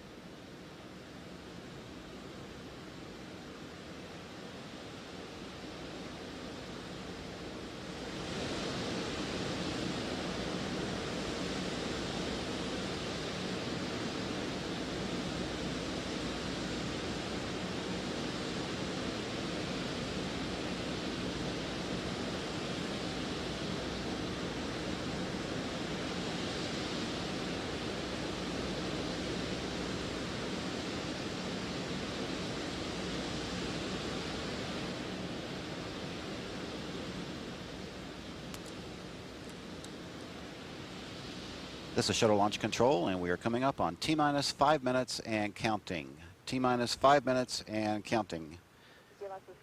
And we have a go for APU start. The auxiliary power unit activation has been reported. APU start in work. CDR, OTC, reconfigure heaters. That's in work.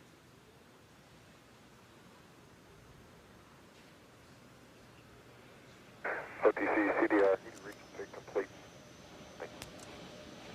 T-minus 4 minutes, 30 seconds, and counting.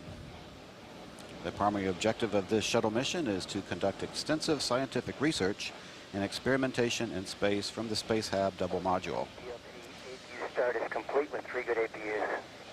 Copy.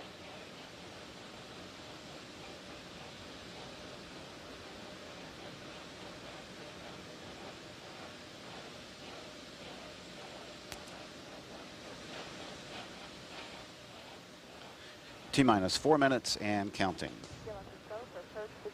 A final test of the flight control surfaces is now being conducted.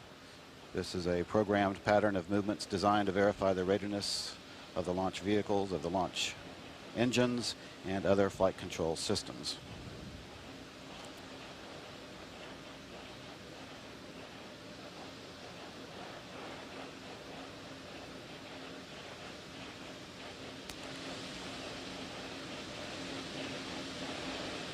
T-minus 3 minutes, 25 seconds, and counting.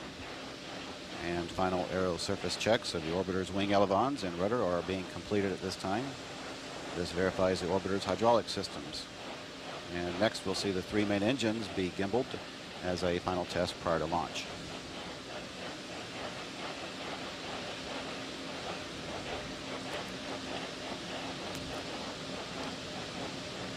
T-minus 3 minutes and counting, and everything is looking good for launch this morning. All systems on board Columbia are operating with no problems reported. LOC pressurization. And the gaseous oxygen vent hood will be slowly retracted away from the top of the external tank. TLT, OTC, clear caution warning memory, verify no unexpected errors. OTC, PLT, that's in work. We see no unexpected errors.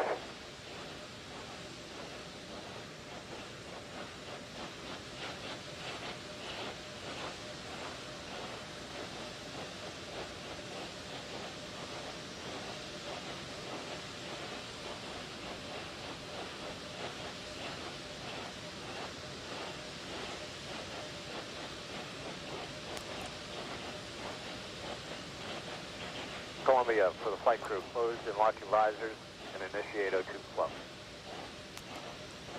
T-minus 2 minutes and counting. O2 flowing, thanks a million. Selected go for ET, LH2, pressurization.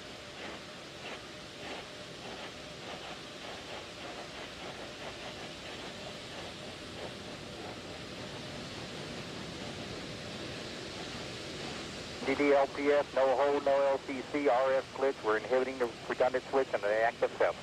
Okay, we copy. SPE, you copy? SPE copy. And you're still go. T-minus 1 minute, 30 seconds and counting. Nominal pre-planned, and we are still go to continue to count. Roger, copy that. The liquid hydrogen tank inside the external tank is reported to be at the proper flight pressures.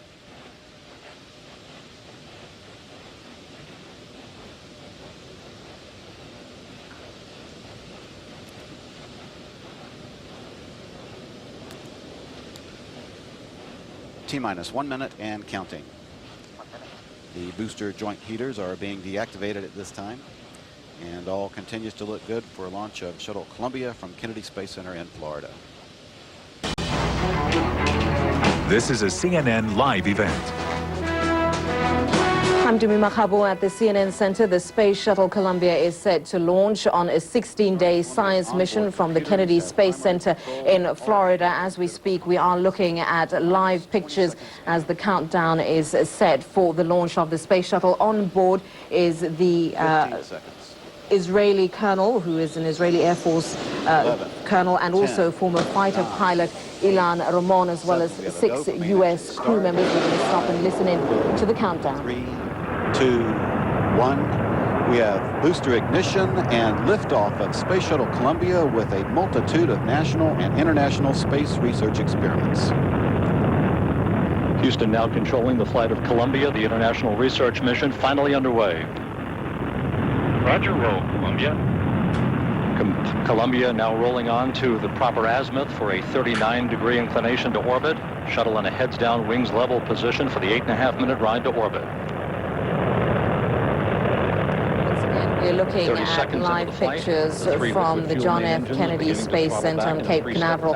On board, commander of the flight, Rick Husband, as well as the pilot, Willie McCool, the payload commander, Michael Anderson, payload specialist, Ilan Ramon, who is an Israeli Air Force colonel and also a former fighter pilot. 2 women on board this particular mission, a mission specialist, Kalpana Chawla, and also Laurel Clark, and David Brown also on board. They will be going up for a 16-day mission. Once up there, they will be conducting various experiments, including checking the impact that dust has on global warming. Just to note that Ramon, they have been under very tight security at the Space Center. They had a security police escort as they drove up to the shuttle launch pad. They weren't able to see anyone apart from their families. And one thing that has been very evident in the days leading up to the takeoff of this particular mission is the very tight security. There has been warships, fighter jets, combat helicopters patrolling the air and sea in a 35-mile perimeter around the oceanside launch. Obviously, security tight on the ground as well. There have been black uniformed commandos who've been guarding the 7 astronauts throughout the lead up to this particular launch mission.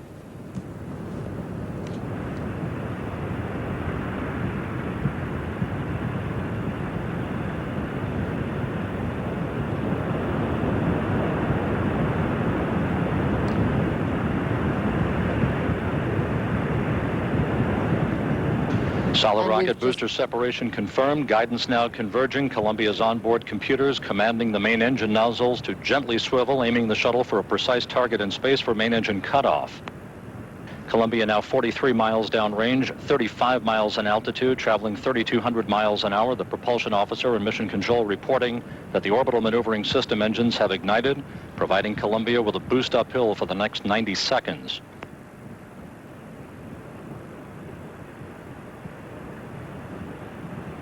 57 miles downrange. Everything aboard Columbia in great shape. 3 good main engines, 3 good auxiliary power units, 3 good fuel cells.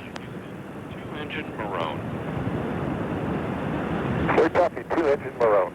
That call from Capcom Charlie Hobaugh indicating that should we encounter a main engine failure, Columbia could reach a transoceanic abort site in Morón, Spain. However, all three main engines functioning by the book.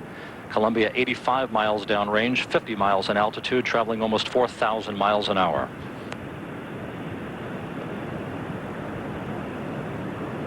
Columbia's three main engines draining a half a ton of fuel per second from the shuttle's large external fuel tank.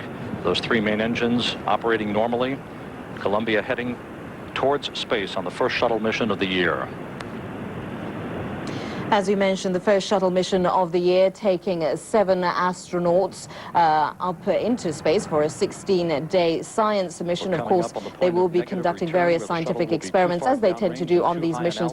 On board, as we've been mentioning all throughout the day, Ilan Ramon, who is an Israeli Air Force colonel, as well as a former fighter pilot. He, of course, was initially scheduled to launch into space July of 2001 for a variety of reasons, which included technical and scheduling issues. He wasn't able to do so, so he's had to be a little bit patient, but finally did manage to join the 7 U.S. crew members on this particular flight. Once again, the commander of the flight, Rick Husband, the pilot, Willie McCool, the payload commander is Michael Anderson, and also 2 women on this particular mission, mission specialist Kalpana Chawla and Laurel Clark, and also David Brown going along with them, as well as Ilan Ramon, who basically is representing the Israeli aspect of this particular mission. At this point in time, their space program comprises entirely of him, so a very unique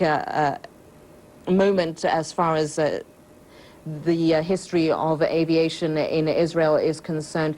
No doubt he feeling very strongly about that representation, saying earlier that indeed as a child of Holocaust survivors, this has been a very significant moment and experience for him. So as we watch the lights from the burners fade on the Space Shuttle Columbia, we will then leave the Kennedy Space Center and return you to regular programming. I'm Dumi Makabo at the CNN Center. Thanks for watching. This has been a CNN live event.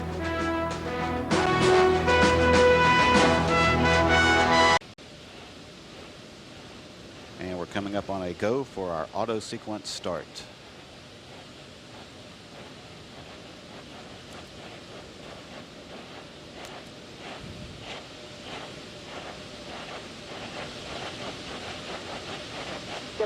And we have a go for auto sequence start. Columbia's onboard computers have primary control of all the vehicle's critical functions.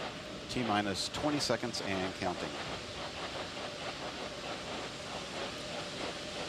15 seconds.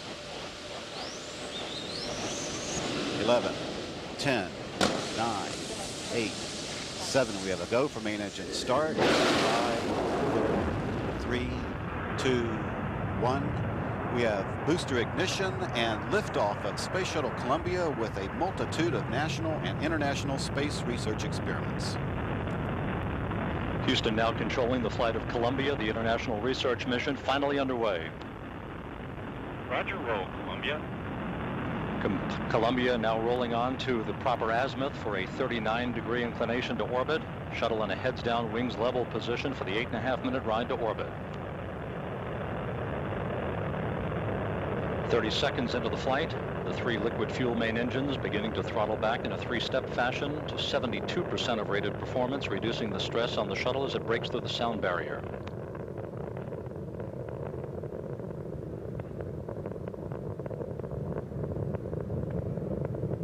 Columbia already 2.5 miles downrange from the Kennedy Space Center, 4.5 miles in altitude. The main engines beginning to rev up to full throttle, 104% of rated performance. Columbia, Houston, your go at throttle up. We copy, go at throttle up. The throttle up call acknowledged by Commander Rick Husband, joined on the flight deck by pilot Willie McCool, flight engineer Kalpana Chawla, and mission specialist Dave Brown. Mission specialist Laurel Clark, payload commander Mike Anderson, and payload specialist Ilan Ramon seated down on the middeck. 1 minute, 26 seconds into the flight. Columbia 10 miles downrange, 13 miles in altitude, traveling at 1,800 miles an hour.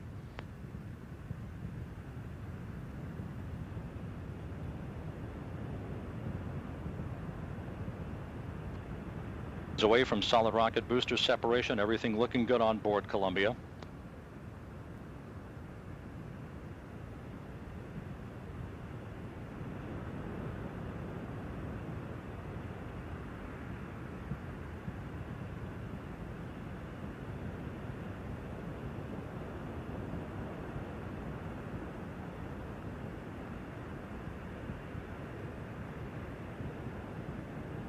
Solid rocket booster separation confirmed. Guidance now converging. Columbia's onboard computers commanding the main engine nozzles to gently swivel, aiming the shuttle for a precise target in space for main engine cutoff.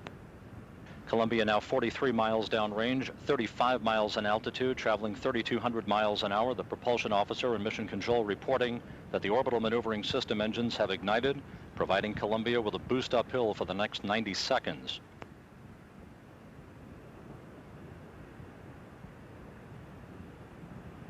57 miles downrange. Everything aboard Columbia in great shape. 3 good main engines, 3 good auxiliary power units, 3 good fuel cells. 2-engine Maroon. 3 copy, 2-engine Maroon. That call from Capcom Charlie Hobaugh indicating that should we encounter a main engine failure, Columbia could reach a transoceanic abort site in Morón, Spain. However, all 3 main engines functioning by the book. Columbia 85 miles downrange, 50 miles in altitude, traveling almost 4,000 miles an hour.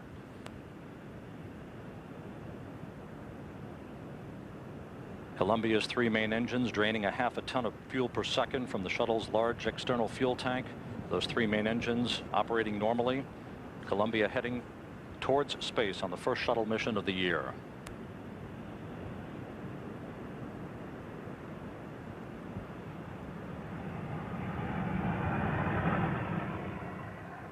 We're coming up on the point of negative return, where the shuttle will be too far downrange and too high in altitude to return to the launch site in the event of an engine failure. Columbia, Houston, negative return. So we copy, negative return. 4 minutes into the flight, Columbia already 147 miles downrange from the Kennedy Space Center, 62 miles in altitude, traveling more than 5,000 miles an hour, on course and on time for its orbit 150 nautical miles above the Earth.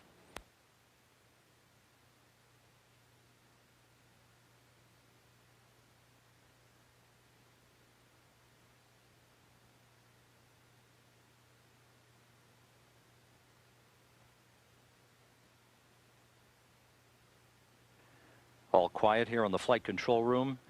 4.5 minutes into the flight, Columbia 200 miles downrange, traveling almost 6,000 miles an hour, 67 miles in altitude, everything looking very good on board.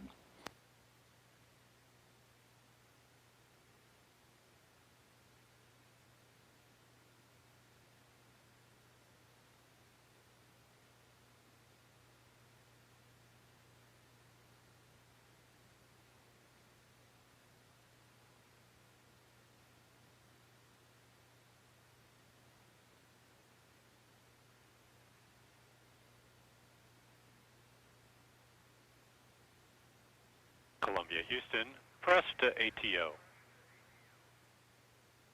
So we copy, press to ATO. And Columbia, Houston, single engine Ops 3. Copy, single engine Ops 3. Those calls from Capcom Charlie Hobaugh indicating that should we lose 2 main engines, we can still make minimal orbital cutoff targets. However, all 3 main engines continue to function normally and in great shape. 3 good fuel cells, 3 good hydraulic power units. Columbia now 330 miles downrange, 70 miles in altitude, traveling almost 9,000 miles an hour as we approach the 6-minute mark into the flight.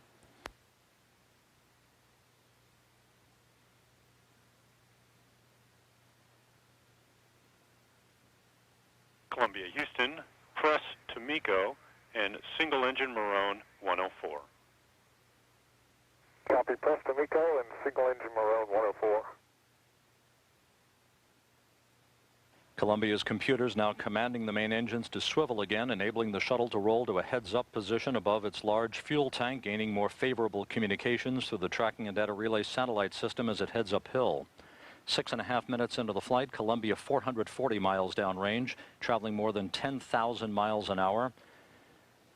Gravity forces beginning to pick up for the crew on board. Those gravity forces will be limited to 3 Gs as we approach the point about 1 minute before main engine cutoff.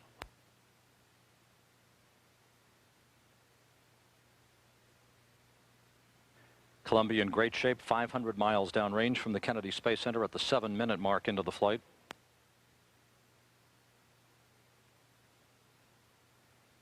Columbia Houston, single engine press 104, and we're expecting a nominal shutdown on all 3 engines. Okay, we copy single engine press 104, nominal shutdown. Columbia's main engines are starting to throttle down to limit the stress on the shuttle and its 7 crew members to that of 3 times the effective gravity. Columbia 620 miles downrange, less than a minute away from main engine cutoff.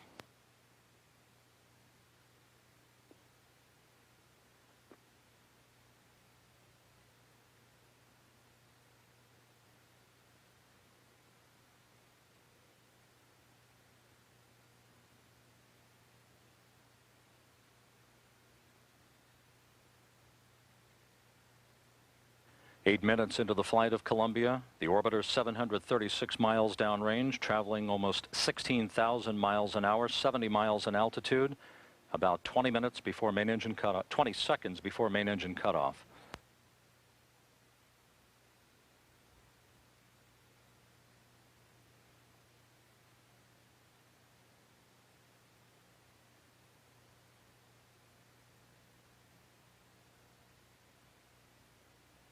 The booster officer reports a nominal main engine cutoff, a perfect ascent to orbit for Columbia, standing by for external tank separation.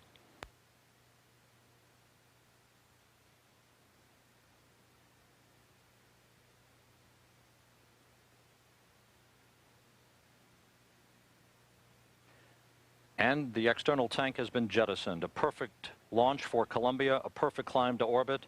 7 astronauts now setting off on a 16-day marathon scientific mission.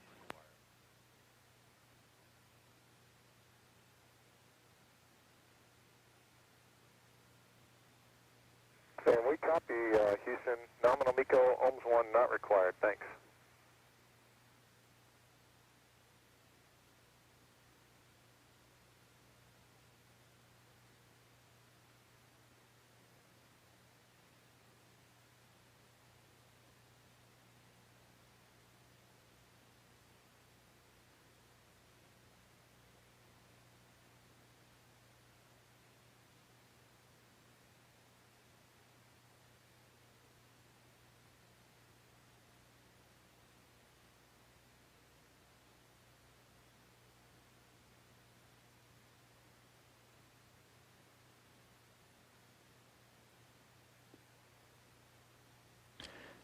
This is Mission Control Houston, Columbia in its preliminary orbit.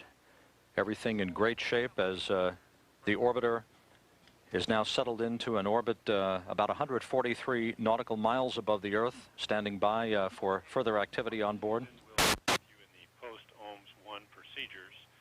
Everything is nominal, tail-only control not required. Okay, we copy everything nominal, tail-only control not required.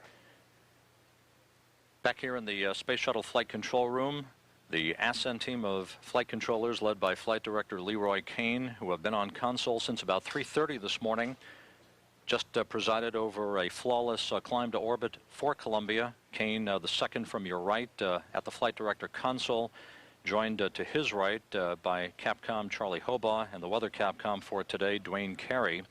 Steve Stitch on the far right of your screen, Flight Director, who will be one of the orbit shift flight directors during the STS-107 mission over the next 16 days, was the weather flight director. Although there wasn't much to talk about today with the conditions flawless both at the Kennedy Space Center and over in Spain at the Transoceanic abort sites.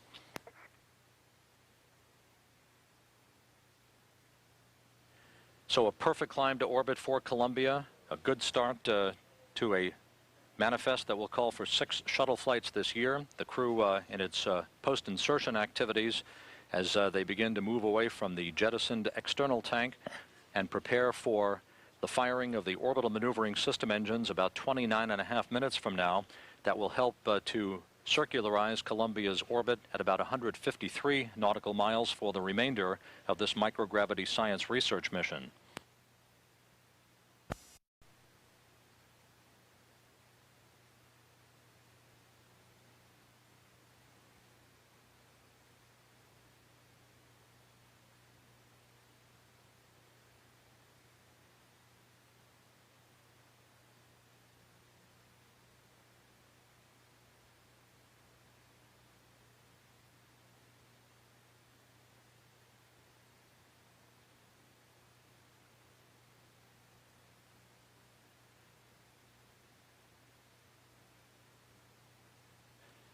Over in the International Space Station Flight Control Room, video of today's launch of Columbia was uplinked through our KU band communications capability to the Expedition 6 crew aboard the International Space Station, Commander Ken Bowersox, Flight Engineer Nikolai Budarin, and NASA ISS Science Officer Don Pettit, able to watch Columbia's climb to orbit.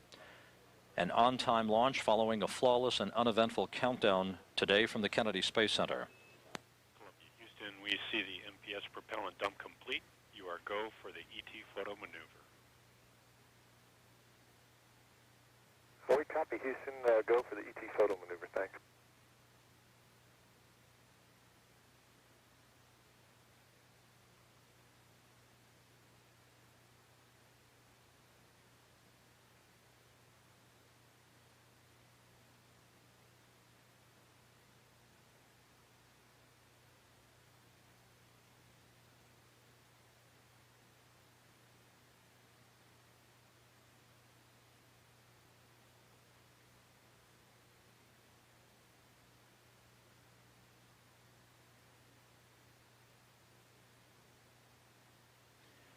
Coming up over the next couple of hours, it will be a busy time on board Columbia as the ascent team gets the crew settled in to their orbital activities. Again, the firing of the orbital maneuvering system engines in what is known as the OMS 2 burn, essentially designed to circularize Columbia's orbit, is scheduled 27 minutes from now.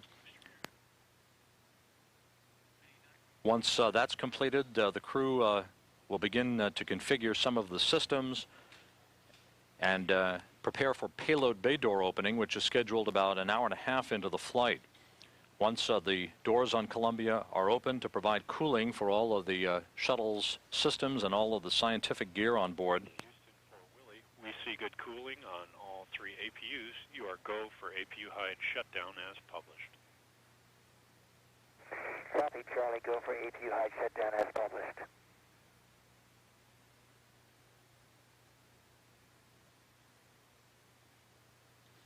Once Columbia's doors are opened, the ascent team will take a poll of all of the flight control positions here in the mission control room to get a go, no-go for orbital operations to keep Columbia on orbit for all 16 days for its scientific work. 2.5 hours into the mission, Laurel Clark and Delon Ramon will preside over the activation of the Spacehab Research Double Module in the cargo bay of Columbia and the start of the activation of some of the early experiments that will be activated in support of this multidisciplinary science research flight. The blue team, pilot Willie McCool, mission specialist Dave Brown, and mission specialist and payload commander Mike Anderson, will begin an abbreviated 6-hour sleep period 4 hours into the flight, just after 1:30 p.m. Central Time this afternoon, while the red team presses ahead to activate most, if not all, of the experiments on board, some 80 experiments that will be presided over in this dual-shift scientific flight in which scientific research will be conducted around the clock.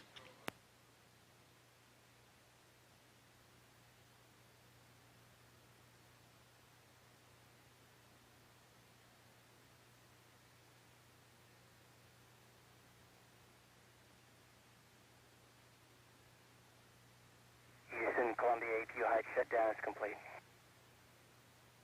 Really nice job on APU hide shutdown. For a big picture, we're tracking a TIG for your ohms 2 of 41:18. It may be adjusted slightly, but that's a good number to work for now. We're about a minute and a half from spreading. We'll be unable to talk to you for about 1 minute, but able to hear. Okay, we copy preliminary TIG of 41:18 and about a minute now to spreading. Thanks. It's a good readback.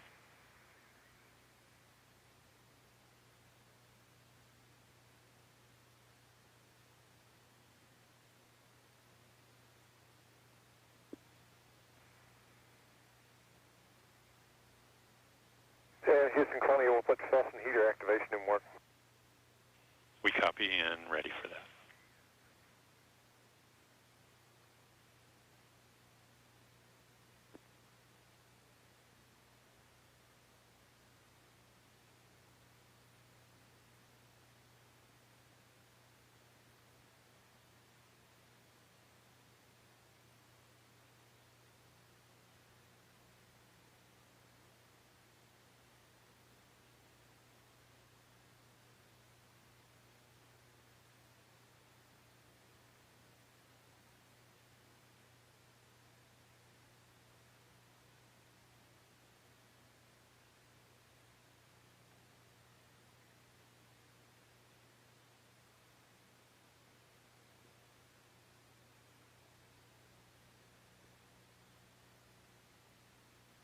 Sensors.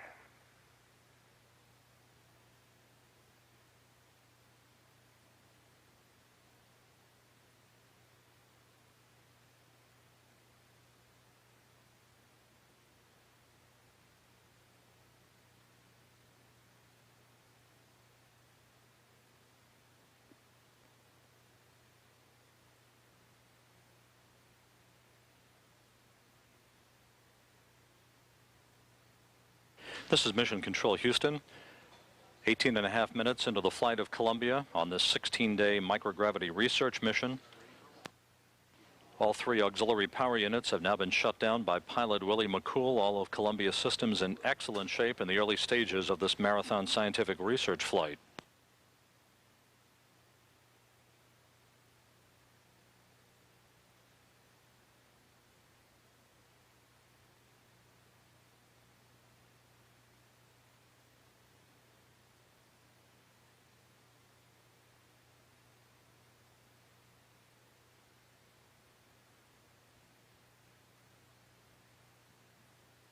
Again, here in the flight control room, countdown clocks ticking backward toward the firing of the orbital maneuvering system engines 22 minutes from now to circularize Columbia's orbit.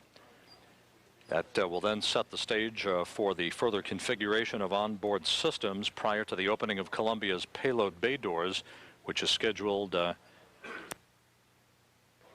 just after 11 a.m. Central Time this morning.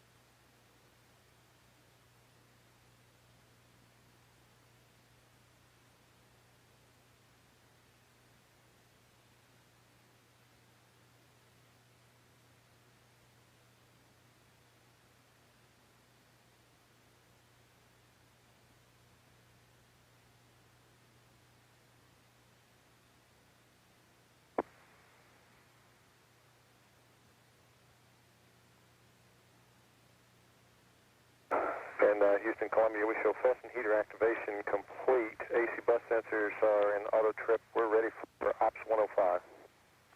And Rick, we're ready for Ops 105.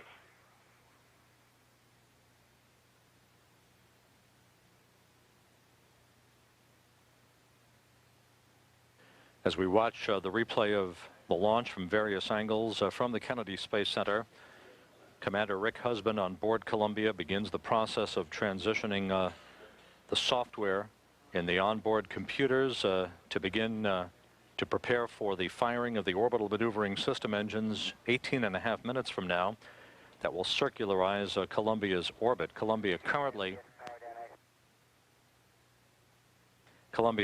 flying in an orbit 180 statute miles in apogee, 48.5 statute miles in perigee. That orbit will be circularized a short time from now through the firing of the twin orbital maneuvering system engines.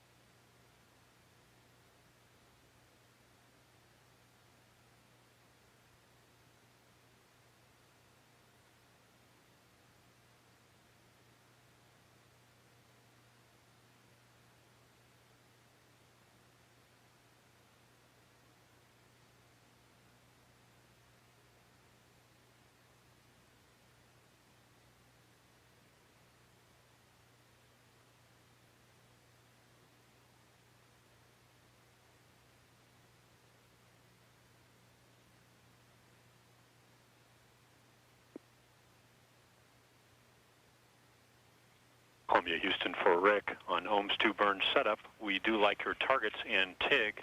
Your go to load. Okay, Houston, we copy. Go to load. Thanks.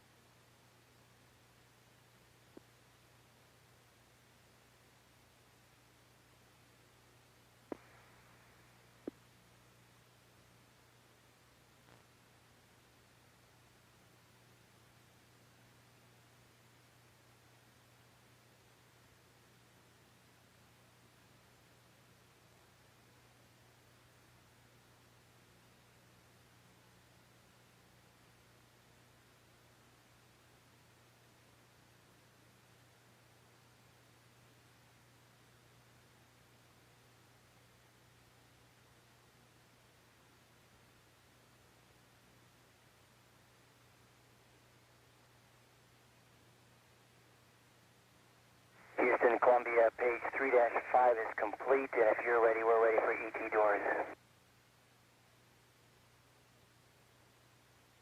Willie, we concur. Complete with 3-5, and we're ready for ET umbilical door closure. Didn't work.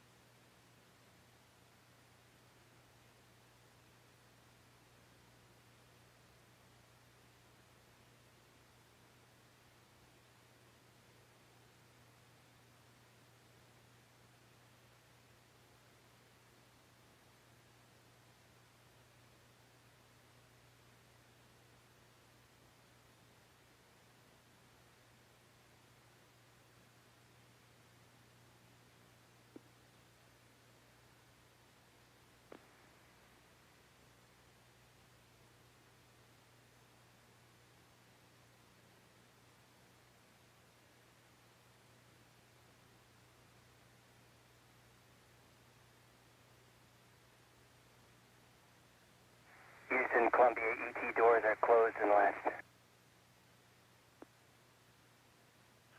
We copy, Willie. Nice job.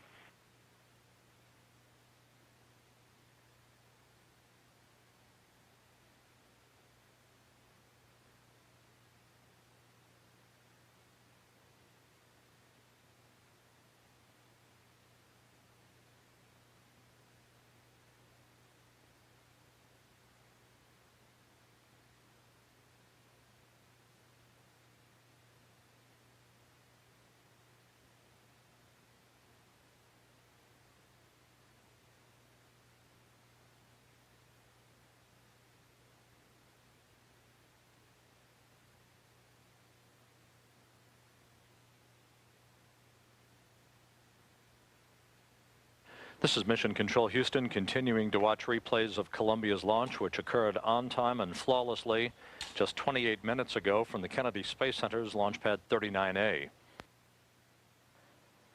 On orbit, Commander Rick Husband and pilot Willie McCool are in the process of shutting down systems aboard the orbiter that were used for this morning's climb to orbit. The other crew members standing by to begin operations to prepare for payload bay door opening, which should occur about an hour from now.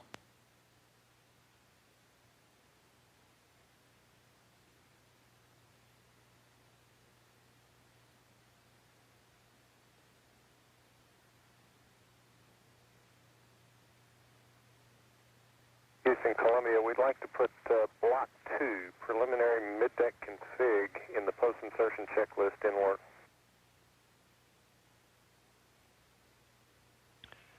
We copy, Rick. You're go to put Block 2 in work. Thanks for the heads up. Thank you.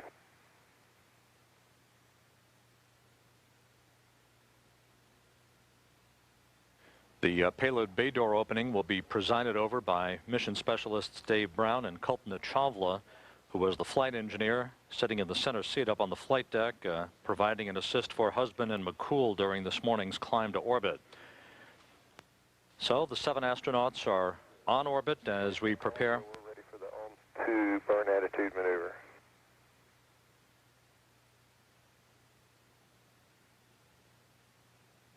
Rick, you are go to maneuver to your OMS 2 burn attitude.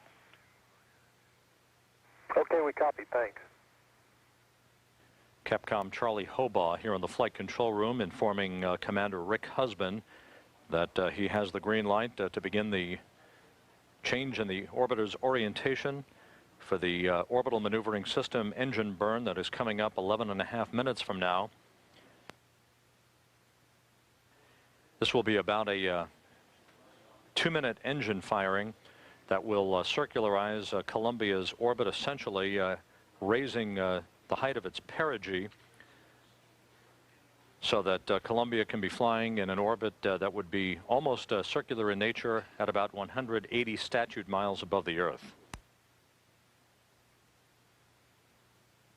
All of Columbia's systems are functioning perfectly at this hour.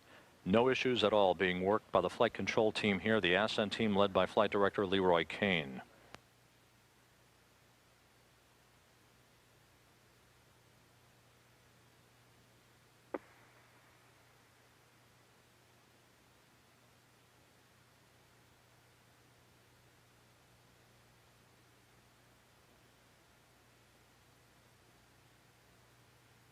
In about 2 hours, at the time that the activation of the Spacehab Research Double Module gets underway, the key activation of all of its systems prior to activating all of the experiments on board Columbia for the 16-day research flight, the Orbit 2 team led by lead flight director Kelly Beck will be coming on console to take over from the ascent team as science operations begin in earnest. The red team will be primarily presiding over the activation of all those systems. The blue team, which has been awake since yesterday afternoon to sleep shift into the correct wake-sleep hours that will be employed for the blue team during the course of this mission, will be heading to bed just after 1:30 Central Time this afternoon for an abbreviated 6-hour sleep period, while the red team presses on with the initial phase of this research flight. The red team is comprised of Commander Rick Husband,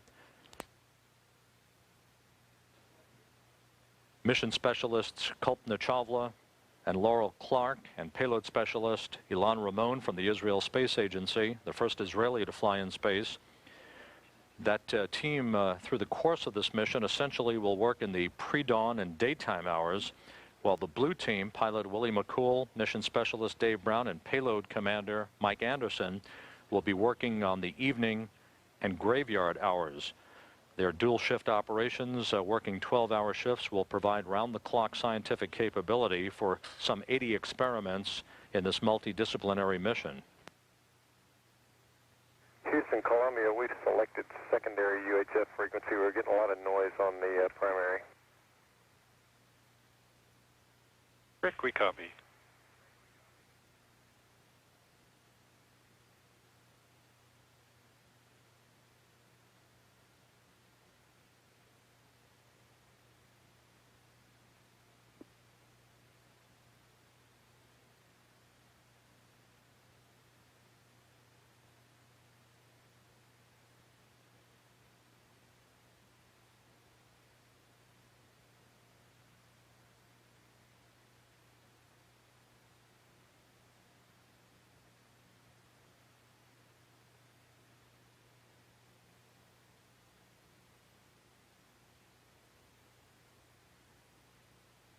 Columbia Houston for Rick and your UHF.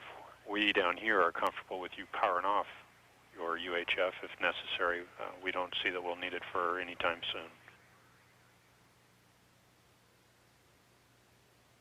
And we copy Houston. We'll go ahead and power off the UHF. Thanks. No sweat.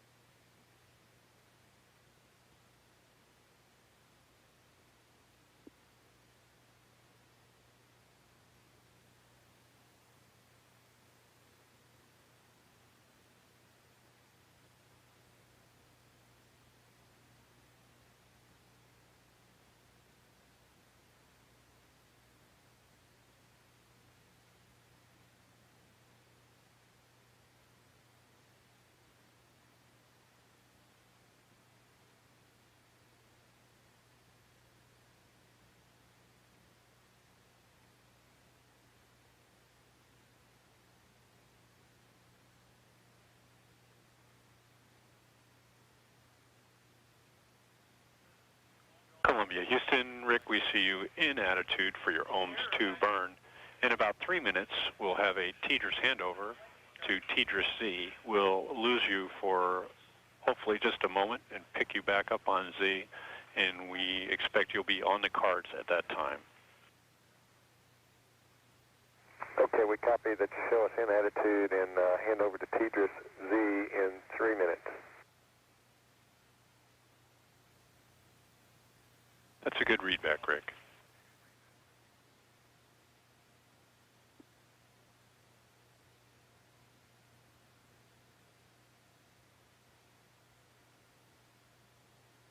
This is Mission Control Houston.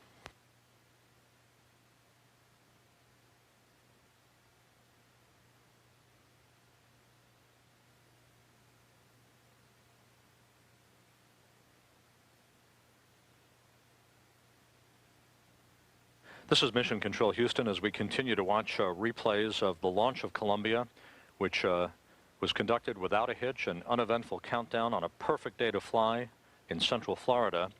The launch occurring 36 minutes ago on time at 9:39 a.m. Central Time, 10:39 Eastern Time, to kick off the first of 6 planned shuttle flights this year.